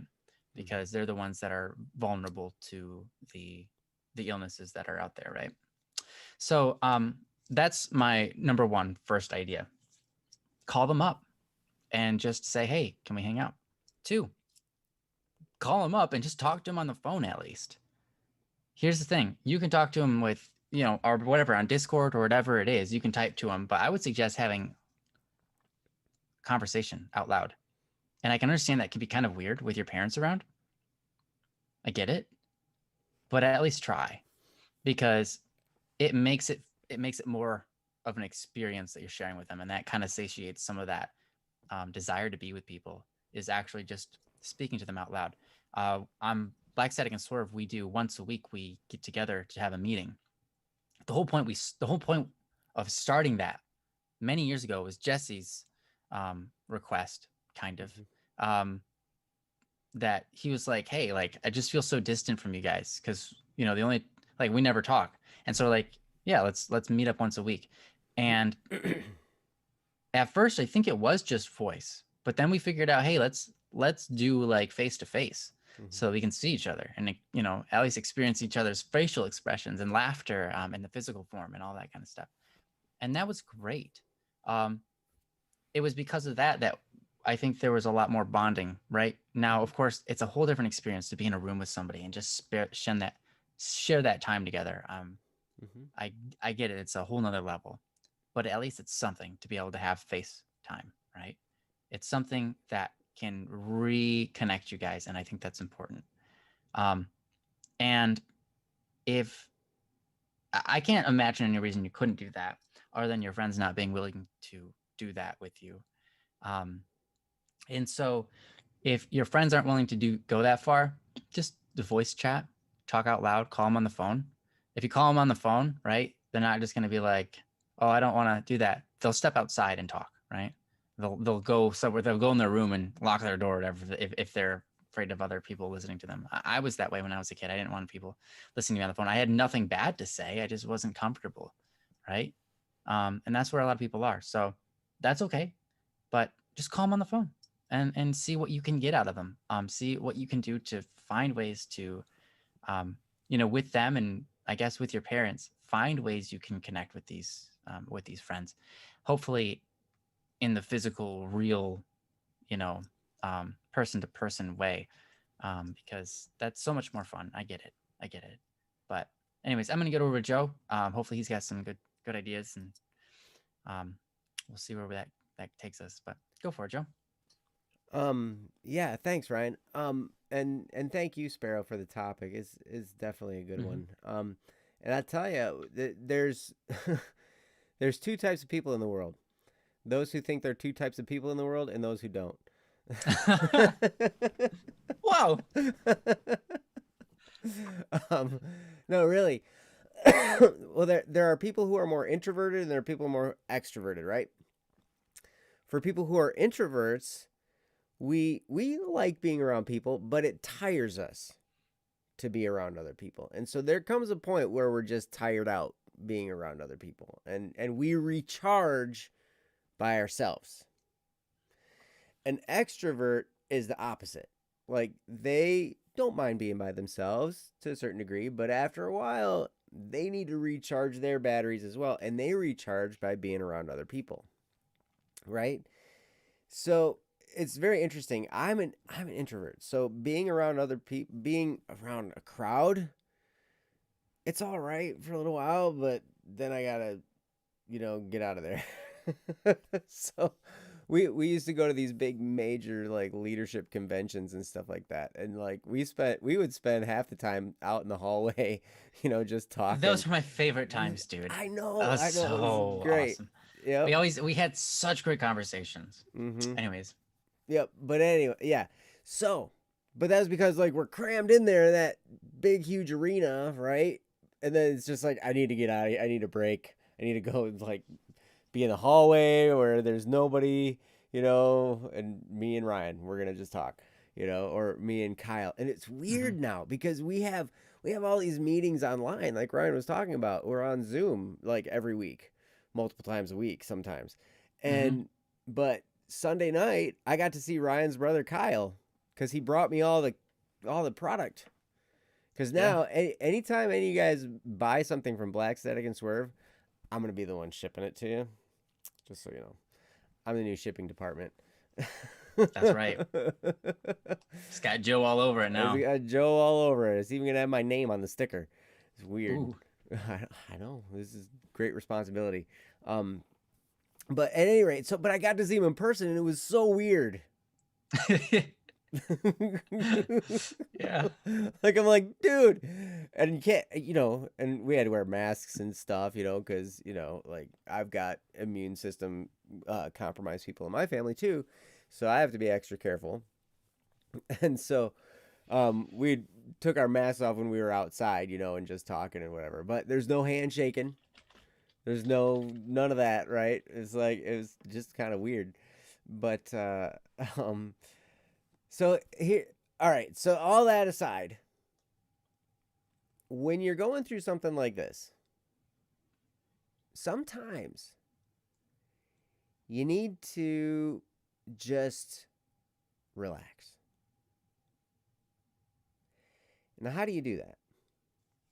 The other day, so now I don't like being around crowds. I also don't like being in traffic. I also don't like trying to do inspections in traffic.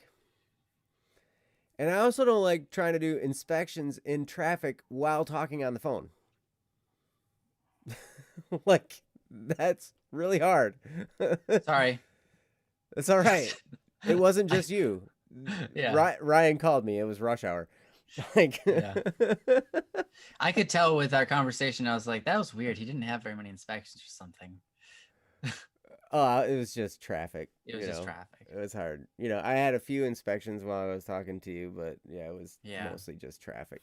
But anyway, here was the thing. I knew going into that time of the day that that's what it was going to be like, because that's what it always is like in rush hour, right? There's lots of traffic. So I just decided I'm just going to let what happen happen. Let what's going to happen, I'm just going to let it happen. It's okay. It's like the John Lennon song Let It Be. You just let it be. You just okay. This is where I'm at. This is what I have to deal with right now. Okay. I'll never forget, I was sitting at a restaurant, and it was the middle of the night, and I knew the waitress and I knew the cook, and I was a regular at this truck stop, right?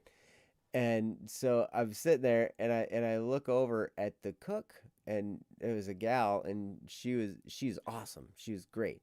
And she had just gotten a whole mess of tickets, right? Just a whole bunch of orders, like right there. And so she grabbed them all, and she put them down on the table, and she looked at him, and her eyes got big, and she smiled and got to work. And I could tell in that look in her eyes, she was just like, oh my gosh, this is a lot of stuff. Well, let's start at step one, right? It was just that sometimes we have to resign ourselves to that this is what reality is. This is what I'm dealing with right now, and that's okay. And that's what you can do in this situation, Sparrow. Like right now, yes, it sucks. Sorry if that language offends. Yes, it's not the best. It's not any fun. We all go through stuff that's not fun. Right? And when we go through it, do you realize that our perception of it makes an impact on how it actually goes for us? Mm-hmm. That's why I was so impressed with this cook, this lady, as she, got all these tickets, and you could tell she was almost getting overwhelmed. And then she made herself smile. And she got to work. And it was almost like she was only stressed for like a minute. Or like not even a minute, like a moment. And I did that same thing before Ryan called yesterday when I was going into that time of traffic, and I was going to be in one of the busiest parts of town, the busiest parts of that. And the roads do all kinds of weird stuff, and they curve around and they merge, and there's all kinds of weird splits and everything. And there's just this one section of town that's so hard to navigate, and it's so busy. When high traffic times are. And I remembered that cook And I thought to myself, this is going to be hard. Okay. Yep. It's going to be hard.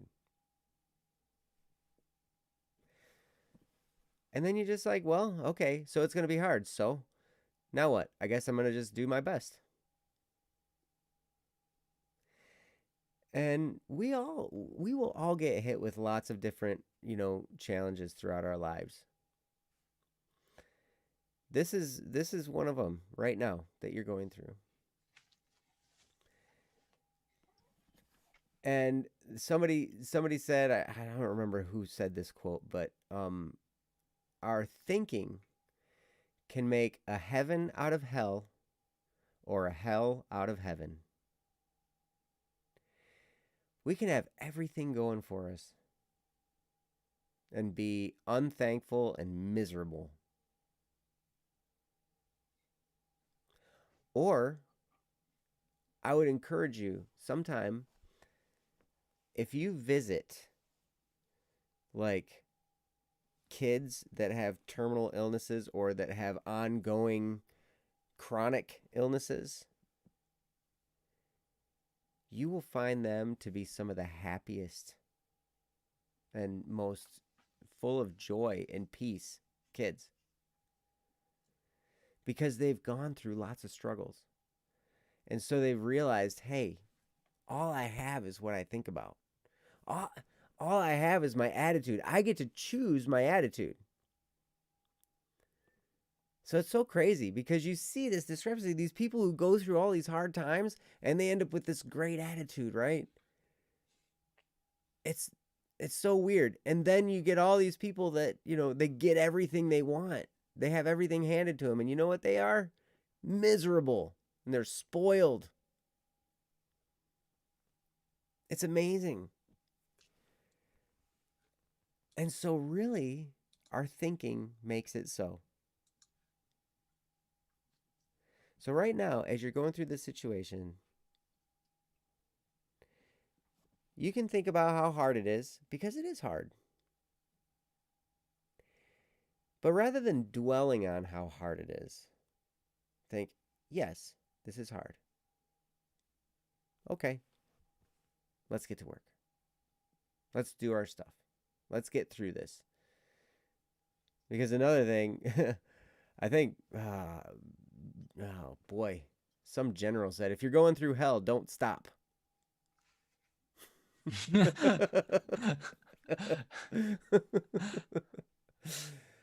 So don't sit there. Don't sit there idle too long. Keep yourself busy, doing stuff. Make contact where you can. Do what Ryan was saying. Try and make contact. Try and get together if you can, if it's possible, with your friends, because I know you miss them. I know that's a hard thing. So anyway, I've talked for a while. Ryan, did you have anything else? Yeah, that was great. And I really, really like what you said. You kind of put into words something that I've, kind of have like a general, I don't know, lifestyle about. There's so many different things where it's just kind of like, it will be what it will be. What am I doing here fighting it? And that only just makes me more upset. I can fight something, or I can make what's happening work for me, right? There are times where you can get so distracted because you don't like something that you stop, where you stop thinking straight, and you never realize that what's happening around you isn't necessarily against you, and you can take it and make it awesome. But you have to have the perception and the idea that you want to do that before you can start.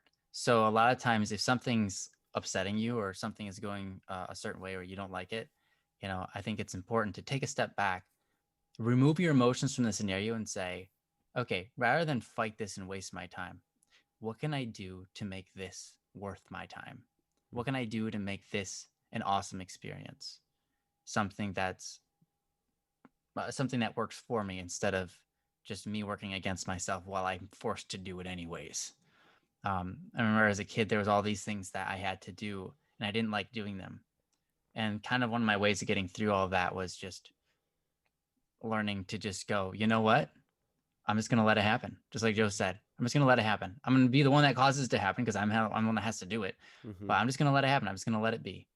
And when it's done and it's fine. But also, like, as I grew older, I learned even more that not only can I just let it happen, I can take it and make it a good thing. Mm-hmm. I can have a positive attitude about what's happening. Mm-hmm. I mean, there's so many times I was used to do the same job that Joe's doing now, and that's inspections. I used so many times getting caught in traffic, so many times dealing with someone face to face, and or whatever, you know. And you just kind of have to take a moment where there's nothing else you can do except for sit in traffic. There's nothing else you can do except for sit here while some other person's yelling at you until they stop and they realize that you're not their enemy, you know, and you just listen to them and you calm them down. There's so many times you don't have necessarily a choice in the matter, but you do still get to pick your attitude. Mm-hmm. There are many times where I get stuck in traffic and I'm like, okay, this is where I'm at, and that's great. Not as a sarcastic, like, oh, that's great, but That's like, just this is great. ducky. Yeah, yeah, this is great. And why? Because now I'm given this spot in my day. I didn't plan for it. I didn't want it to happen. I was hoping to avoid it, but now I'm forced to have this spot in my day. It's telling me something. So right now, while I'm stuck in traffic, I'm going to pray. I'm going to pray with my time. I'm going to make this time worth it. Or I'm going to take some time out of my, I'm going to start singing. I'm going to focus on, my technique.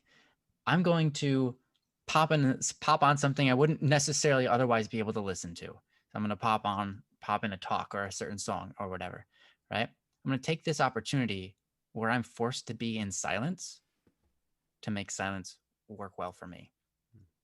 And I think that that's important to keep on doing in your daily life every day, because there's always something that comes up. I mean, just like Joe referenced earlier, I made that song, right? Life might take us. You never know where life might take us. We didn't expect it to take us here. Mm-hmm. But instead of getting worked up and upset about the scenario, just decide to get excited about it. That's what a lot of companies did. That's what Zoom did. That's why Zoom is so prevalent now. They saw something happening and they jumped on board with it and they made it work, right, to their advantage. And we did the same thing. And I think there's a lot of companies out there who are excelling right now because they saw an opportunity. They saw an opportunity and got excited and made it work. And I think we have to use. I'm using Zoom right now, so we use Zoom. But Yes. at your school you don't have to use Zoom, right? But basically my point is this: your attitude, just like Joe said, you can pick your attitude. You can't pick a scenario, but you can pick your attitude. You can get excited about silence because silence is something this world desperately needs. Mm-hmm. And I'm glad that we had to go through this, as terrible as it is. And I don't mean like I'm glad all these people died. Of course not. That's sad, right? That's awful that people had to suffer. However, we need more silence in this world. And it's funny because I'm an entertainer. I'm part of the noise. But my noise is especially crafted in the silence so that it will lead people back to silence where they can find peace and then come back for more and keep that cycle up rather than all the noise. But anyways, why Tenchi, are you asking why you in silence? I think he's asking Because why silence is. Sparrow's school banned Zoom. Oh, your school banned Zoom. Okay. Yeah. Cool, Anyway, cool. no, please explain. Sorry. Oh, okay, I sure. totally cut you off. No, I was pretty much done, and then Tenchi asked, and I just wanted to make sure that he or she wanted to what they're asking why about. But if you want me to explain, basically silence is really important. Here's the thing. You have to spend time with yourself in life because you have a relationship with yourself. Mm-hmm. How you form your thinking, what you believe in, what you strive for, what compels you, all of these things are important in your life. When you find time of silence, that's the clearing. That's where you can actually think, right? But if you never spend time in silence and a silent moment happens, you have no talent in appreciating it. You have no skill. Sorry, you have no skill that you've like dealt with silence before. And what ends up happening is when you get forced with silence, your mind runs crazy and you don't know what to do with it. You don't know what to do with yourself, and you criticize yourself, and you think it's awkward, and you do want to do everything you can to get away from it. You want to entertain yourself and all this kind of stuff, anything to shut the silence up, because the silence is calling and it doesn't shut up. Because silence creates a healthy heart, creates a healthy mind. We need to spend time with ourselves to get to know ourselves so we can operate the best we can, right? So we can do things that are good for us. So we can think about who we are and what we want to be. If all we do is entertain ourselves, everyone else gets to say what we want to be.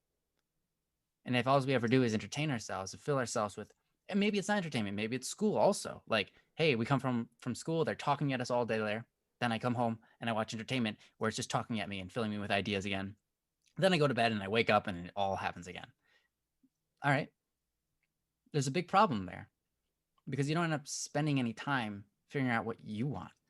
And you also are being forced all of these ideas that maybe they're good for you, maybe they're not. But what time do you have to decide whether they're good for you or not? And what time do you have to reflect? And what time are you spending with yourself to enjoy yourself, to make sure you like yourself? And if you don't, fix it. But it all happens in the silence. I mean, there's a great quote in a song. It's a religious song, but it says, "I will come to you in the silence." And it's true. And it's about God. God speaks loudly in the silence. Why? It's because when we shut everything off, we can finally hear what God has to say. We can finally hear what we have to say in our hearts, right? And I think that's important. That's super important. But if we don't spend any time in silence, when it finally comes, we're just terrible at it. We don't know what to do with ourselves because we've never been here before, or every time we've been here, we've run away from it. Because it's hard to deal with yourself when you haven't dealt with yourself for years and years and years and years. You've just been running away from yourself, filling yourself, like occupying your time with entertainment and not really just confronting yourself. You know, it's hard. So that's why I say we need silence, because we need time to confront ourselves. We need time to really listen to ourselves so we can have a good relationship with ourselves and with God. But anyways, sorry. That's why. There's also a lot of other scientific reasons. You can look it up. There's been lots of studies done, and records show that people who have silence built into their day tend to be a lot more cognitive and reasonable. People who spend more time in silence tend to have a lot more joy and ability to have joy and experience that in their mind chemically, because it's not all eaten up by other activities. All that kind of stuff. Yes, Hemlock Hero, You Are Mine. That's the song. I'm pretty sure it is, anyways. Yeah. If you said it, probably is. Anyways, Joe, sorry for cutting you off. You didn't cut me off. I cut you off, remember? Yep. So. Oh, sorry, you're down here. Anyway. Yeah. All right. That sums it up great. Sparrow, thank you so much for the topic. And, you know, that time in silence, I start every day in silence. I would encourage you to do that. It's really great for centering. I spend some time in prayer and meditation, both, and visualizing and stuff like that. I mean, just taking that time with nothing else going on. It's beautiful. So, anyway, thank you for the topic. Thank you, everyone, for being here for this Don't Worry Wednesday. It's been a great, great show. I see Sparrow said earlier up in the chat that there are more viewers on the Static P channel right now waiting for that live stream than there are in this live stream that's currently going on. That's all right. Static P That's is expected. Here live. Yeah, and they don't even like, wait, guys, I'm already live. What are you doing? You're in the Right, exactly. wrong Like, channel. that's awesome. So we were That is here, funny. you know, doing this. It is so great. So thank you guys so much for being here. Thank you, Princess, for keeping us on track. Yeah. Thank you for reading the topics and for cataloging them and beating me and posting the link and everything. Thanks for beating me. Yes. And everybody come tomorrow. Static P channel for the Criminal Idol release. Season 1. Hey. Season 1. Whoa. What is that? That's the CD. Nice. Got They one of made them one too. of those? Hmm? The glare, man. I know it's intense. glary. You know, It's hey, all they backwards turned right out- now. Like I can't even show this to people because it's backwards. Look at. Take off the thing. Oh yeah, that picture of Hanukkah. Yeah, this is meant to be removed. Anybody who has a CD who has this still on there, take that thing off. You take it off, you because can see a nice picture. Yep. See that? You know what? Um, You know what's great? Ryan was in that picture. I took that picture. Yep. That's true. You did. And check out. See, that looks way more beautiful. This is the CD in its beauty. So if anyone has that thing on there, just take it off, and look at the beauty that is Haruka in her serious face. That's one of the best pictures of her in the whole. Yeah. And there's a hidden secret. I'm not gonna have Joe show it, but there's a hidden secret behind the CD. You don't want me to show? If anyone's no, because then it'll be revealed. It's more tempting for them if they don't know what it Okay. is. Alright. But there's a secret behind the CD itself. It's pretty Yeah. cool. It's It's under there. crafted for it. It's really cool. Yeah. It's cool. Oh, it's backwards to everybody. it is backwards. Because yeah, they see I don't. It's all yeah. Yalbik. No. It's all Lobik? backwards, and that's because I'm the host, and because it Lobik captures my Lanwanier. screen, and because you know why?